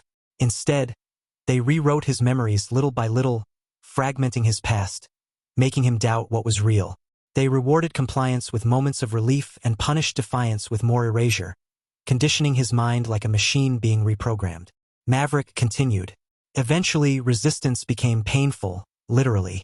They linked disobedience with suffering, rewiring his brain so that even thinking against their orders triggered agony. And once his mind associated submission with relief and rebellion with unbearable pain, they didn't need chains anymore. He was theirs. Howard swallowed hard, his throat dry. The sheer cruelty of it made his skin crawl. The memories continued, missions carried out without question. Assassinations. Operations that toppled governments. One memory stood out. A Hydra commander giving orders. Discussing a mission. The target's name was spoken. Howard Stark. Maria Stark. Howard stiffened. His name. His wife's name. Their deaths planned in cold blood. After some time, the vision collapsed into darkness, and once again, he found himself back in the room in reality. But the echoes of Bucky's experiences lingered, like fading whispers in the air, refusing to disappear. He saw the figure turn to him. Do you see now? Hydra never died. They only went into hiding. Howard's face turned pale, his hands trembling slightly. Are we going to stop them? He asked, his voice unsteady. They will be stopped, Maverick assured him. Not right now, but they will be. Then, his gaze shifted to Bucky's real, unconscious body, still strapped to the metal table in the safe house. His expression hardened with quiet determination. But first, we fix him. Raising his hand, Maverick pressed his palm to Bucky's forehead. A pulse of energy surged outward. Bucky's body convulsed, a sharp gasp tearing from his lips as his muscles tensed against the restraints. Then, his eyes snapped open, bloodshot, wild, and filled with something raw. Maverick met the Winter Soldier's gaze, and spoke to him in steady and unwavering tone. "I'm fixing the fragments of your memories," he told him. "Every word they burned into you, every command they forced upon you, I will erase them." Bucky jerked violently, his breathing ragged. His metal arms strained against the bindings, his body writhing as if something inside was fighting back. Howard stepped forward instinctively. "Is this normal?" Maverick held his gaze. "Yes, the conditioning was brutal, but in the end, it's just cause and effect. Nothing magical, nothing supernatural. Hydra only used science." He paused before adding, "Undoing it will be painful, but that pain also means he's still human." Bucky let out a hoarse, guttural sound. Not a scream, but close. Maverick pressed harder, his magic flowing through the super soldier's mind, unraveling the layers of control, peeling away the false obedience Hydra had forced upon him. His master-level proficiency of magical sense and magical energy manipulation gave him precise control, and with occlumency and legilimency at an advanced level, the process wasn't too difficult for him. Images flashed through Bucky's thoughts, missions, orders, faces of people he had killed. Then, whatever was deemed harmful, commands, conditioning, the memories of torture, was erased. At the same time, Bucky's past memories slowly pieced themselves back together. However, Maverick didn't erase the actions Bucky had committed while brainwashed.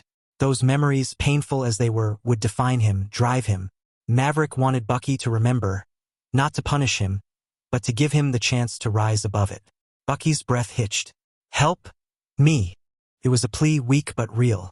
The words broke through the fog, through the conditioning, and Maverick seized the moment to push his magic even deeper. A final, shuddering breath left Bucky's lips. Then he slumped forward, unconscious. The room was silent. Howard let out an exhale while running a hand through his hair. Is he cured?" Maverick studied Bucky's still form. "He's free, but recovery, that will take time." Howard looked at the broken man before him, whom he once called a friend. Perhaps he'd get to call him that again. "Then let's give him that time," he said after a moment of thought. After dealing with Bucky, Maverick didn't stay at the safe house much longer. But before leaving, he made sure to restrain the now former Winter Soldier right in front of Howard. After all, a few memories weren't enough to make up for the fact that this man had once tried to kill him and his wife. So Maverick took extra precautions, securing Bucky properly and reinforcing the room where he was kept. It wasn't strictly necessary, but if it helped put the Stark couple at ease, it was worth doing. Before sunrise, Maverick returned to Hogwarts and slipped back into his routine as if he had never left. With the Christmas holidays approaching, the professors had already begun testing the students on what they had learned during the first term. It wasn't like the year-end exams. Just a few assignments, quizzes, and perhaps a light test before they headed home for the break.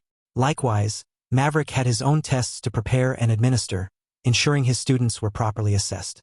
Fortunately, he only had to oversee 2 grades with just 1 test for each. Compared to the workload of other professors, his responsibilities could be considered fairly light. And his idea was to keep the tests straightforward with nothing practical involved. For the first-year alchemy class, there would be a short question-and-answer test on basic runes, while the 6th-year Muggle science class would write an essay on their understanding of the scientific principles he had introduced. Both were plain and simple test papers, making them easy to prepare without much hassle.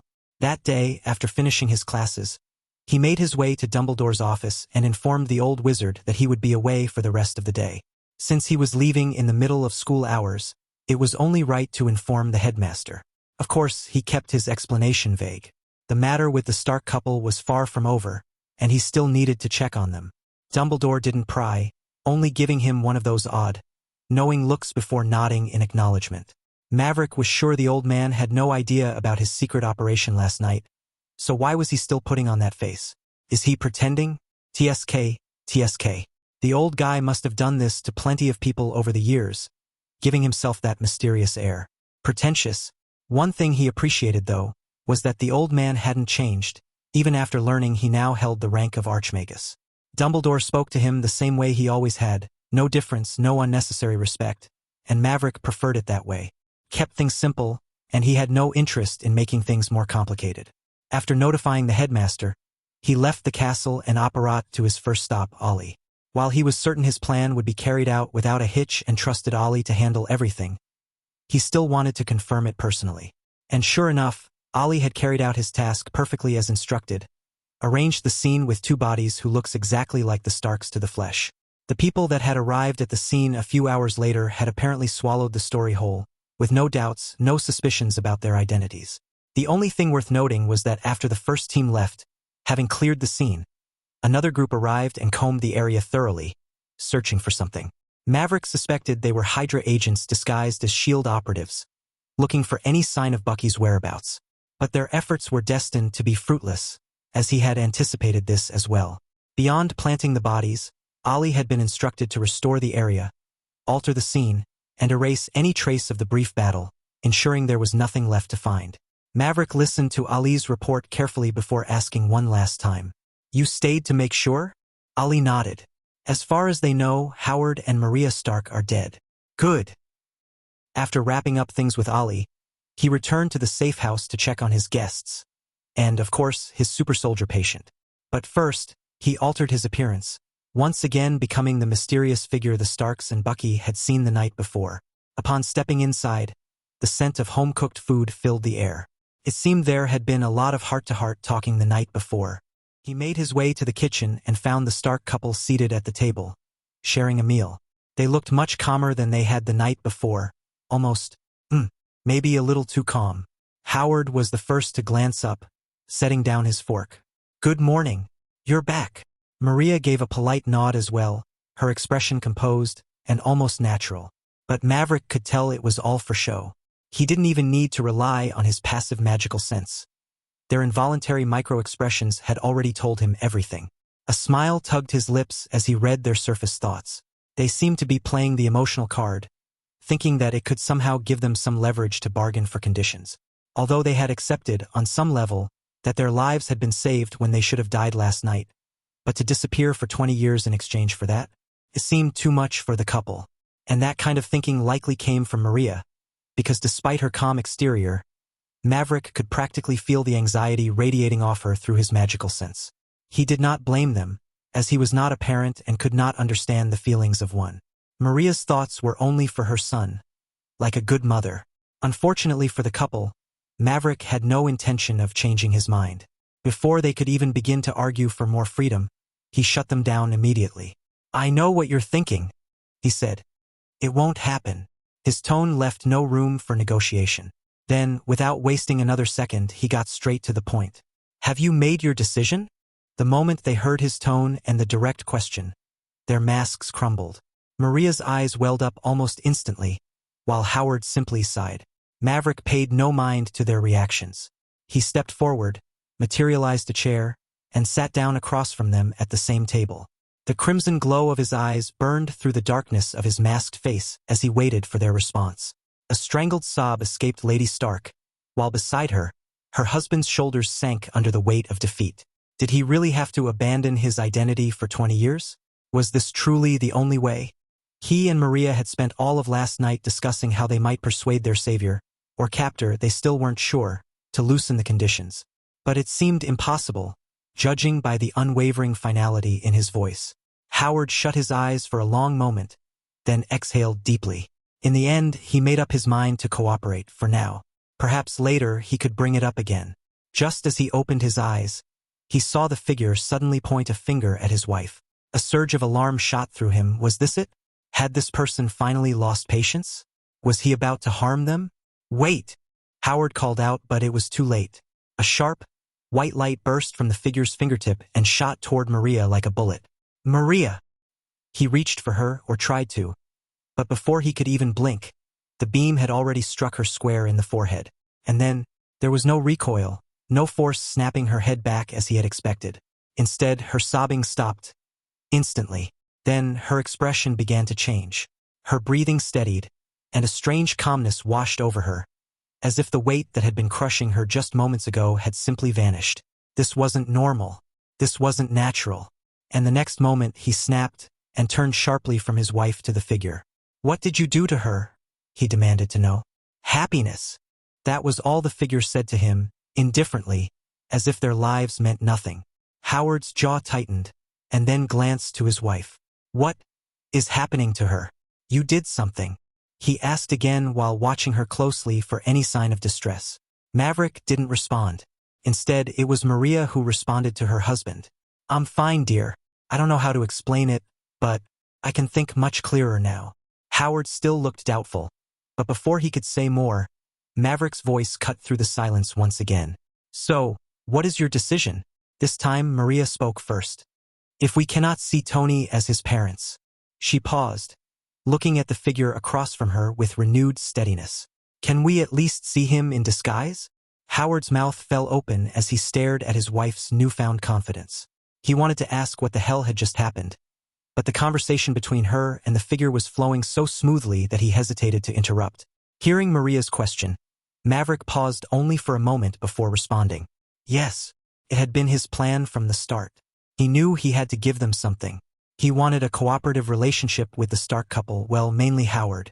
Or better yet, he would rather have them as trusted partners. Only then could he get the genius scientist to fully dedicate himself to the project. He could technically force him, but that would do more harm than good in the long run. And besides, that wasn't the kind of person he was. But earning the Stark couple's trust would take time. Until then, they would remain under strict supervision, constantly reminded that their lives had been bought, under conditions. After hearing his confirmation that she and her husband could meet their son in disguise, Maria let out a sharp exhale of relief. But her mood soured again as she heard his next words. You may contact him in disguise, but only after 3 years. His tone was firm, leaving no room for argument.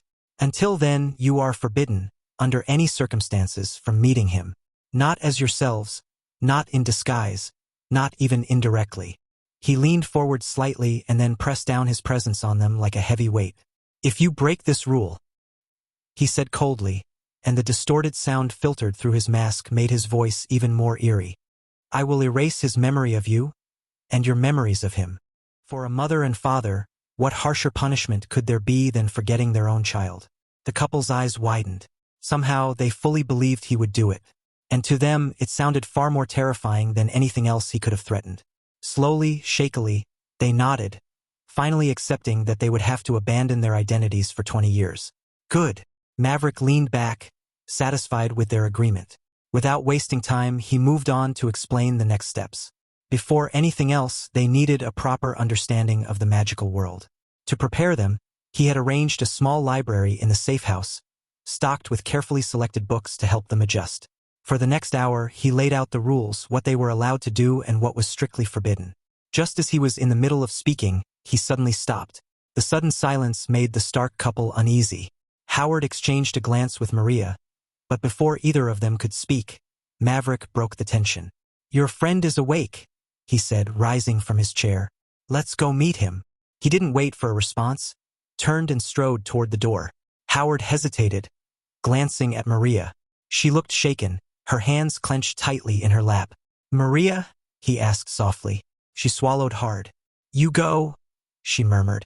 I just need a minute. Howard frowned but nodded. He knew what was stopping her. That vision, what the figure had shown them last night, must still be fresh in her mind.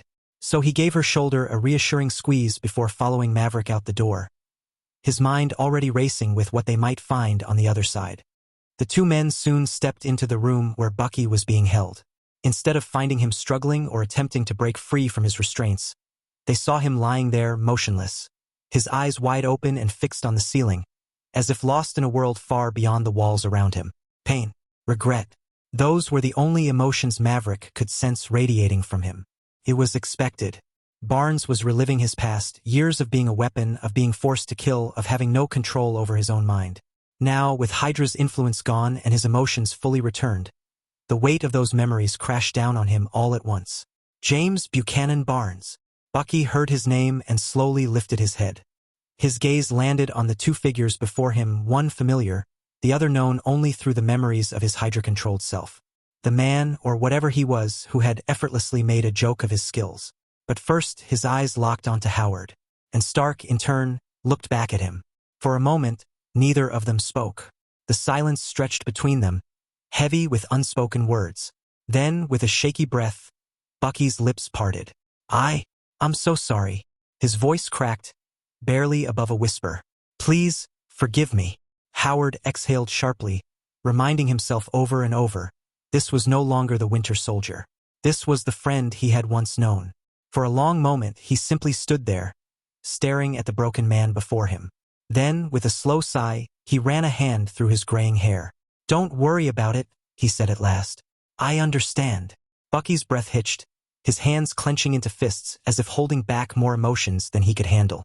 Maverick stepped forward and interjected through the heavy yet awkward atmosphere. "You were captured while attempting to assassinate the Starks," he stated plainly. "I've removed Hydra's control over your mind. Permanently. You won't be their puppet again." Bucky turned his gaze finally back to him. With just one direct glance, his body flinched involuntarily. His muscles remembering all too well how badly he had been thrashed the night before. It was just a quick reflex, and he forced himself to steady. He gathered himself to speak, but before he could say thank you, or anything at all, he heard the figure speak again. "You won't be their puppet again," the distorted voice echoed coldly. "But you will still remember everything. You will have to live with it. That is something I'd rather not change." He then showed Bucky the same visions he had shown the Stark couple, along with additional scenes of Tony discovering that his parents' killer was him. However, he left out anything related to Captain America for now, only showing the brutal fight between Bucky and Tony, both trying to kill each other. Howard was also shown everything alongside Barnes, and when it was over, he finally presented Bucky with his options. "I'm offering you the same choice I gave the Starks. You can live freely but only under a new identity. I can ensure that no one, not even the most advanced technology, will be able to trace you. And if you agree, you will work for me." Bucky's eyes flickered with something unreadable. "And if I don't?" Maverick tilted his head slightly. "Then you have no purpose, no future, no revenge. I can promise you this," he added, his crimson eyes gleaming behind his mask. 20 years, that's all. At the end of it, I will help you destroy Hydra." Saying that, Maverick waved his hand, and the restraints binding Bucky vanished. Bucky flexed his fingers, as if testing whether he truly had control over his own body again, then slowly pushed himself up into a sitting position on the bed. He locked eyes with him, deep in thought, and weighed everything that had just been laid before him. The freedom offered, the conditions attached, and the past that would always haunt him. His breath slowed, becoming steady and controlled. He thought about it, really thought about it. The idea of waiting 20 years stirred something deep inside him, a frustration that gnawed at his core. He wanted to go right now and destroy the people who had made him do all those terrible things. But because he remembered doing them, he also knew, on his own, he was powerless against them. His fingers curled against the sheets. "All right," he said finally, his voice stronger than before. "I'll do it." Maverick then left Howard alone with Bucky, giving them the time they needed to sort things out between them. Finally, it was Maria's turn. But unlike Howard, Barnes had never been well acquainted with her. Or rather, before his supposed death, Maria and him had never even met, so accepting him wouldn't be as easy for her as it was for Howard. The memory of last night's attack was still fresh in her mind. How Barnes had pointed a gun at her face, how close she had come to death. And even if the vision of him grabbing her by the throat hadn't actually happened, it felt real enough to leave a lasting unease. Because of all that, it would take her longer to grow comfortable around Barnes. Still, Maria decided to give the man the benefit of the doubt, trusting her husband's judgment. In time, she too would come to accept him, and she was committed to it. With all that settled, Maverick prepared to return back to Hogwarts. But before leaving, he once again advised the three of them to go through the books in the small library and learn more about the magical world. And to earn their initial trust, he promised them a week's time, and after that, they would finally be free to leave the confines of the safe house. Creating Muggle identities in 1991 wouldn't be a challenge for a wizard, especially not for him. But he didn't just want something that just worked. He wanted something airtight, something that could withstand any level of scrutiny. The first step was official documentation. He would infiltrate the National Registration Department and insert their names into the system, complete with birth certificates and identification cards. These wouldn't be simple forgeries, no fake documents that could be exposed under close inspection. Their records would be real, embedded in the official archives, making them as legitimate as any other citizen. But documents alone weren't enough. People had histories, backgrounds that could be checked. So he would go further, leaving behind a carefully crafted paper trail. School records, medical visits, bank accounts, anything that could make their past seem natural and lived in.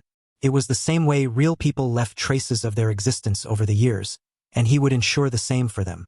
By the time he was finished, only the most thorough investigators with the highest clearance levels would be able to spot anything unusual. After all, something like this could never be said to be 100% foolproof, even with magical means.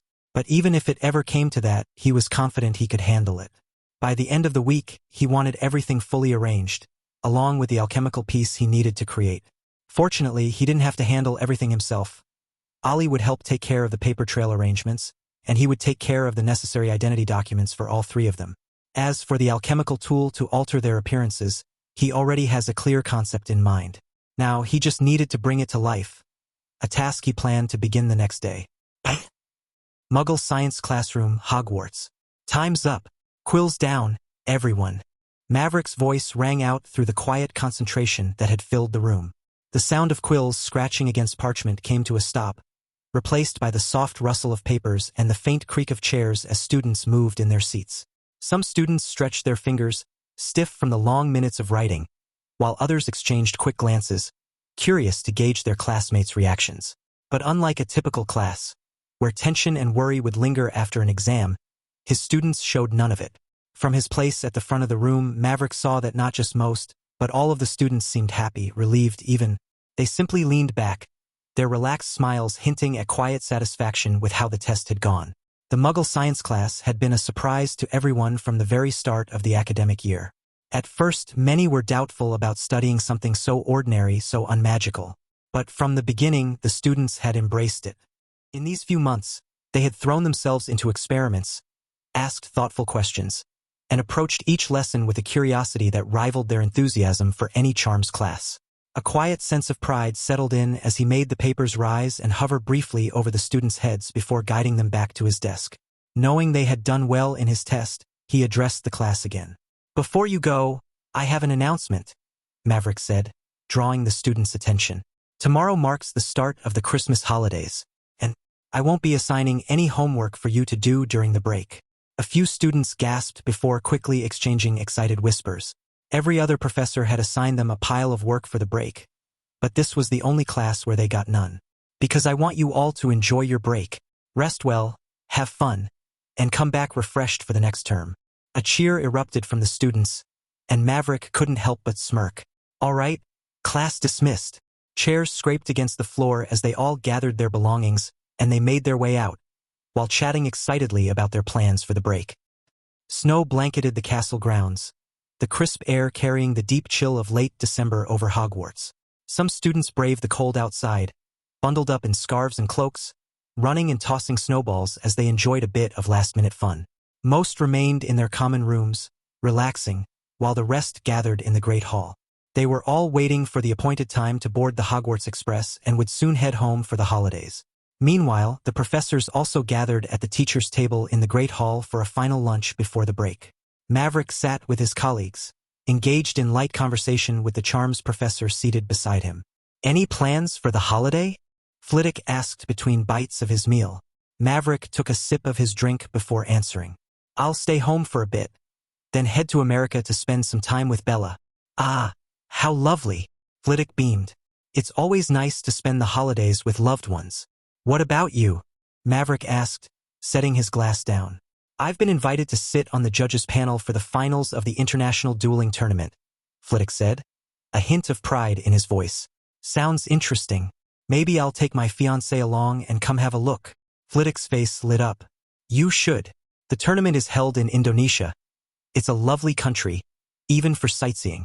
Just then, movement near the entrance of the Great Hall caught Maverick's eye. He turned to see Hermione Granger dragging a large suitcase. Or was it a trunk? A coffin? Whatever it was, it looked oversized for her small frame. She stopped by Harry and Ron, who were seated at the Gryffindor table, deeply engrossed in a game of wizard's chess. He half spread his magical sense, tuning in to their conversation as a memory from the first movie surfaced in his mind. A small smile tugged at his lips. It wasn't exactly like the scene from the movies, but it seemed the little witch had found some clues about what they had accidentally overheard from Hagrid's slip of the tongue. This time, however, she hadn't hinted to the duo about sneaking into the restricted section. Even so, Maverick had a feeling Harry might still try, especially if Dumbledore gave him his family cloak as a present just like in the story. He made a mental note to come into contact with it. Accidentally and out of curiosity, of course. and see what extraordinary characteristics it might hold. But that would be for a later time, perhaps during the second semester. As he mulled over the thought, he noticed little Miss Know-It-All glancing toward the teacher's table before leaving. Her eyes landed on him precisely, and she gave him a small wave. Maverick raised his glass in acknowledgement and offered a small smile. Ever since he had saved her during the Halloween night attack, she had become quite the admirer of his. Moreover, she now seemed especially eager to learn runes in his class. Fortunately, her newfound enthusiasm wasn't to the point of being annoying, but he could still sense her emotions, a deep respect for him ever since. However, he didn't treat her any differently from his other students just because of that. But if she truly wanted to pursue a career as an alchemist, he wouldn't mind taking her in as an apprentice. Of course, that would be after another year or two, if her enthusiasm still remained the same. After finishing lunch, he bid farewell to his fellow professors. While some would be leaving on the Hogwarts Express alongside the students to enjoy a relaxing journey, he had no desire to take the train when there were other means. So, after arriving at his office, he cast a disillusionment charm over himself, then leaped out of the window, soaring upward until he passed beyond the school's protective wards. After that, it was a simple apparition, and he vanished from the castle location. A moment later, he arrived home in London, the familiar warmth of his house greeting him as he stepped inside. As soon as he entered, he saw his mother and his sister, Sarah, sitting in the living room, going over some books. "Brother!" Sarah's face lit up the moment she saw him. She ran toward him and lunged into a hug. Maverick smiled and rubbed her head. "Has your school holiday started already?" The little girl nodded as she pulled back from the embrace. "Just today. I'm showing Mom my report card." He smiled and walked over to the sofa, settling into one of the seats. Sarah quickly took the spot beside him. "Are you back for the holidays as well?" his mother asked. He nodded. "School starts again in 3 weeks." Saying that, he leaned back and sat comfortably. His mother gave him a warm, motherly smile. "I never thought you'd become a teacher of all things." Maverick chuckled. "Me neither, Mom. But somehow, I'm finding it quite enjoyable." Sarah beamed at him with excitement. "Brother, when are you going to take me to see the magic school?" He paused. He had promised her a tour. "How about this?" he said after thinking for a moment. "I'll take you before school starts." First, he had to meet with Isabella and spend some time with her. After that, before school started, he could make time to show Sarah around Hogwarts. "Not now," she pouted. Maverick chuckled. "Right now, there's no one at school, and I can only take you there when the headmaster returns after the holidays," he said, making up a reason. She sighed. "Okay then," she said, though her disappointment didn't last long. Her eyes lit up again. "Brother, I've learned how to make flowers bloom without making them wither right away." "Oh," Maverick raised a brow, then turned to his mother. "That's right," she confirmed with a proud smile. "She's learned to control her powers much better now. Just last week, she managed to keep the little trees she accelerated the growth of intact after blooming." "Really?" Maverick turned back to Sarah, intrigued. "Let's go. Show me." Sarah nodded eagerly and immediately jumped to her feet, dashing toward a door inside.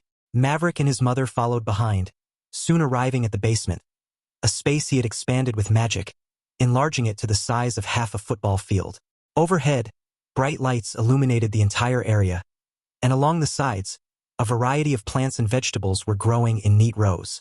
Maverick turned to his mother, raising a brow. "Since when did you turn this place into a private garden?" His mother huffed. "Hey, this place is too big. Unlike your teacher's mansion, we don't have a garden surrounding our home. Just streets. I figured, since you made this basement so spacious, why not plant some trees?" Maverick didn't know what to say to that. He had originally created this space as a training ground for Sarah to practice her powers. But his mother had somehow planted her flag and claimed a portion of it. Then again, she was his mother. What could he say? "Brother, come."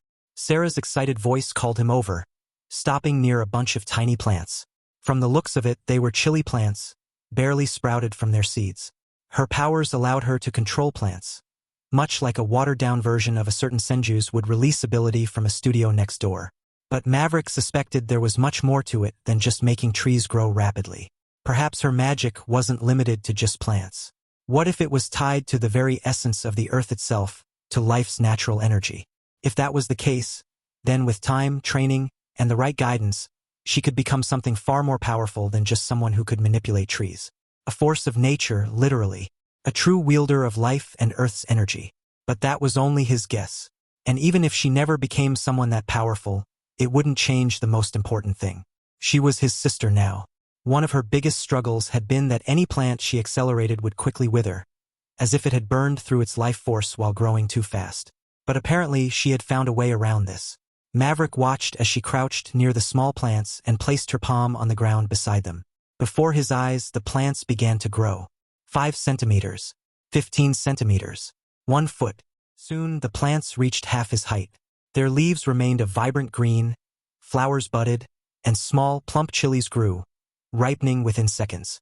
Maverick had been focusing his magical sense as well. This time he noticed something different. An energy from the earth itself was being drawn into the plants, rapidly nourishing them. Before, whenever she used her abilities, he hadn't sensed this.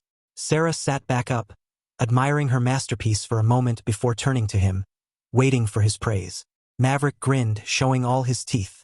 This time he didn't have to wait and see. He could already tell the plants wouldn't wither. The energy fueling their growth had come from the earth itself, following the basic principle of energy conservation. Amazing, he said, his smile widening. Really impressive. Then he turned to his mother. I guess we don't have to worry about groceries anymore. For the next half hour, Sarah eagerly demonstrated her newfound control over her ability to accelerate plant growth. And just like the first time, everything flourished without the issue of withering away immediately after. Maverick spent the rest of the day with her, indulging in the simple joys of family. They soared above the bustling city of London, Sarah clinging to him with excitement as she pointed out familiar landmarks. Along the way, she chattered endlessly about school, her teachers, and the little victories that made up her days. By the time their father returned home after sunset, the family of 4 finally sat down together for dinner, a rare occasion these days. Conversation flowed easily as they shared their stories, laughter filling the home in a way that had been missing for far too long. But the warmth of the evening faded the moment Maverick stepped into his room. His magical sense flared, sharp, deliberate. A warning. Something had locked onto his presence. It was deliberate. Whoever or whatever was observing him had made sure he knew they were watching. His expression turned solemn immediately. He was an archmagus now, and for someone to track him without him noticing until this moment meant only one thing. They were not simple, and what made him even more wary was that this was happening here. At home, where all his loved ones were gathered under the same roof. If this was an enemy, things would become very difficult. He raised his head, his senses sharpening, locking onto the source of the disturbance. His eyes narrowed. With a decisive motion, he tore open a rift in space and stepped through. In the next moment, about 2 kilometers above his house, space tore open once more as he stepped out, now dressed in full black, ready to confront whoever was so bold to target him. But the sight that greeted him made his eyes widen. Not one, but 2 figures hovered in front of him. The first was a bald woman dressed in flowing gold and deep amber robes. Though she appeared calm, a single glance told him she was anything but simple. Her very presence was unfathomable. And the second was a middle-aged man, likewise a striking figure. He had silver hair that cascaded past his shoulders, a neatly trimmed beard, and sharp, intelligent eyes that gleamed with quiet wisdom. He wore a tailored 3-piece suit, midnight blue with silver embroidery tracing the cuffs and lapels. A pocket watch chain gleamed against his vest, and in his hand, he held a sleek, polished cane with a silver handle shaped like an ancient rune. Like the woman beside him, he carried an unmistakable weight, an aura of power old and vast, like a storm held in quiet restraint. Maverick remembered the day he truly met his teacher, Edward, not as a child, but after awakening both his system and magic. That was the moment he really came to understand Edward Garling. At the time, he had only been a magus, while Edward was a powerful archmagus. He could still recall the weight of his teacher's gaze and the overwhelming sense of powerlessness it had left him with. And today, that same feeling enveloped him, the same helplessness, just as overwhelming as before, like standing in the presence of a higher being. He had reached the rank his teacher once held, yet before the 2 people in front of him, it was as if his magic of an archmagus meant nothing. A woman dressed like a monk and a man whose appearance could put any noble to shame. And he had a pretty good guess about the first one. After all, he had seen nearly every MCU movie before being transmigrated here. Though the woman didn't look exactly like the actress who portrayed her, her attire left no doubt. This was the supreme sorcerer of this earth. But who was this man beside her? Could it be strange? No, definitely not, it was too early for that. And yet, why did this man feel even more dangerous than her? Maverick schooled his expression, keeping his stance firm as he met their gazes. "Why have you summoned me?" he asked while keeping his tone carefully measured. The woman, who he strongly suspected to be the supreme sorcerer, offered him a knowing smile. It has been a long time since anyone has made the timeline this nervous. Sure enough, he was now 99% certain. This was the Ancient One, the keeper of the Time Stone. He tried to keep his face as neutral as possible, pretending he had no idea what she was talking about. After all, he did mess up the timeline by saving Howard and Maria. But he had done so because this wasn't the MCU or even pure Marvel. Yet, now that the Ancient One was here, it meant the events to come might not be so different after all. The woman smiled at him again, this time with quiet amusement as she watched his attempt to steady his expression. "You may relax, Maverick Caesar. We mean you no harm," she said in a kind yet neutral tone. Then finally, she introduced herself. "My name is Yao, a master of the mystic arts, and the supreme sorceress of this age." Maverick raised an eyebrow. Yao? He didn't remember hearing that name in any of the movies. But now wasn't the time to dwell on that, because the next moment he saw her smile at him again. A deliberate, knowing smile, and say to him, "Though I suspect you already knew that." Maverick let out a short breath and just simply nodded. "I've been told there is a different group of mages, different from us."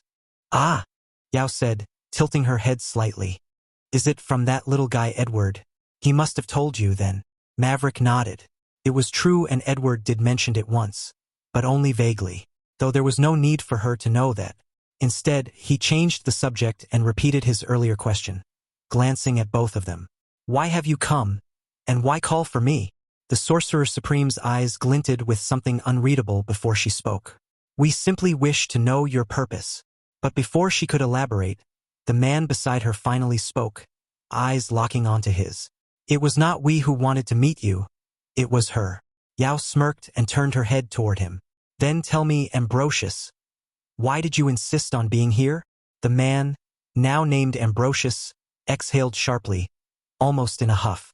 "I simply don't like one of my kind meeting you alone." Yao turned back to Maverick with an apologetic glance. Then, with an easy gesture toward the man, she introduced him. "This is my friend, Ambrosius. Merlin Ambrosius." Maverick's breath hitched, and his eyes widened. This time, he wasn't faking his reaction, he was genuinely caught off guard. Merlin was definitely not a name he had expected to hear here, let alone a person he had expected to meet. Ever. Merlin didn't miss the change in Maverick's expression at the mention of his name.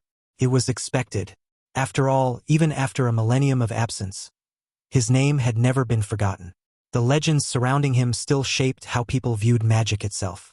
Letting a brief silence settle, Merlin finally spoke.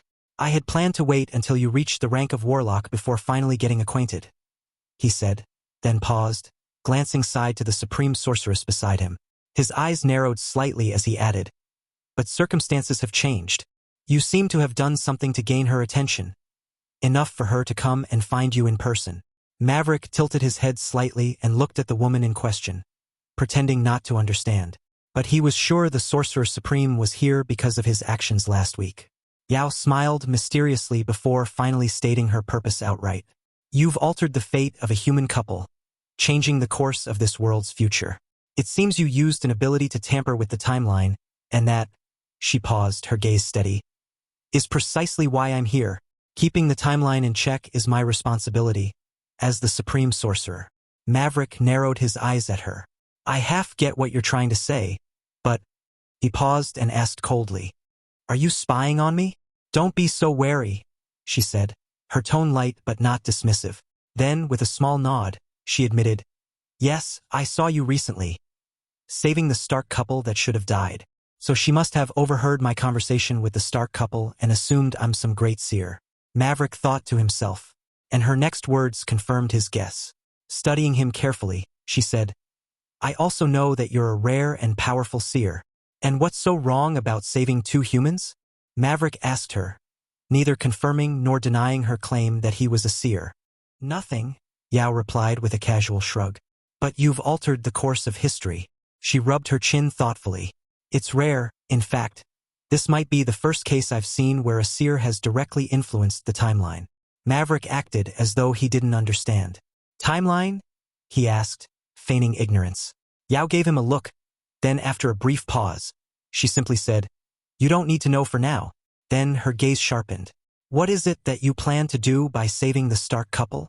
Maverick didn't answer right away, remaining silent as he carefully considered his next words. Tonight had been a wake-up call. His rapid growth in power had made him careless, ignoring things he should have paid more attention to, like the fact that any major change he made wouldn't escape the notice of the Keeper of the Time Gem. Not realizing this sooner had been a grave oversight on his part. Finally, he made his decision. If she already thought he was a seer, then he would let her continue believing that. "You're right. I am indeed a seer, but I am different." "Different?" Yao asked. "Yes, different," Maverick affirmed.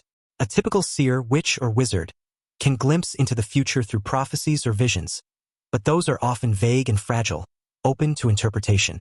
But for me, the visions I see are clear. It's as if I'm there, witnessing everything firsthand." He paused briefly before continuing. "But I cannot control what I see, whom I see, or even when the vision takes place. It could be about the next moment, the next hour, a day, or even years into the future." He paused, letting his words settle before continuing.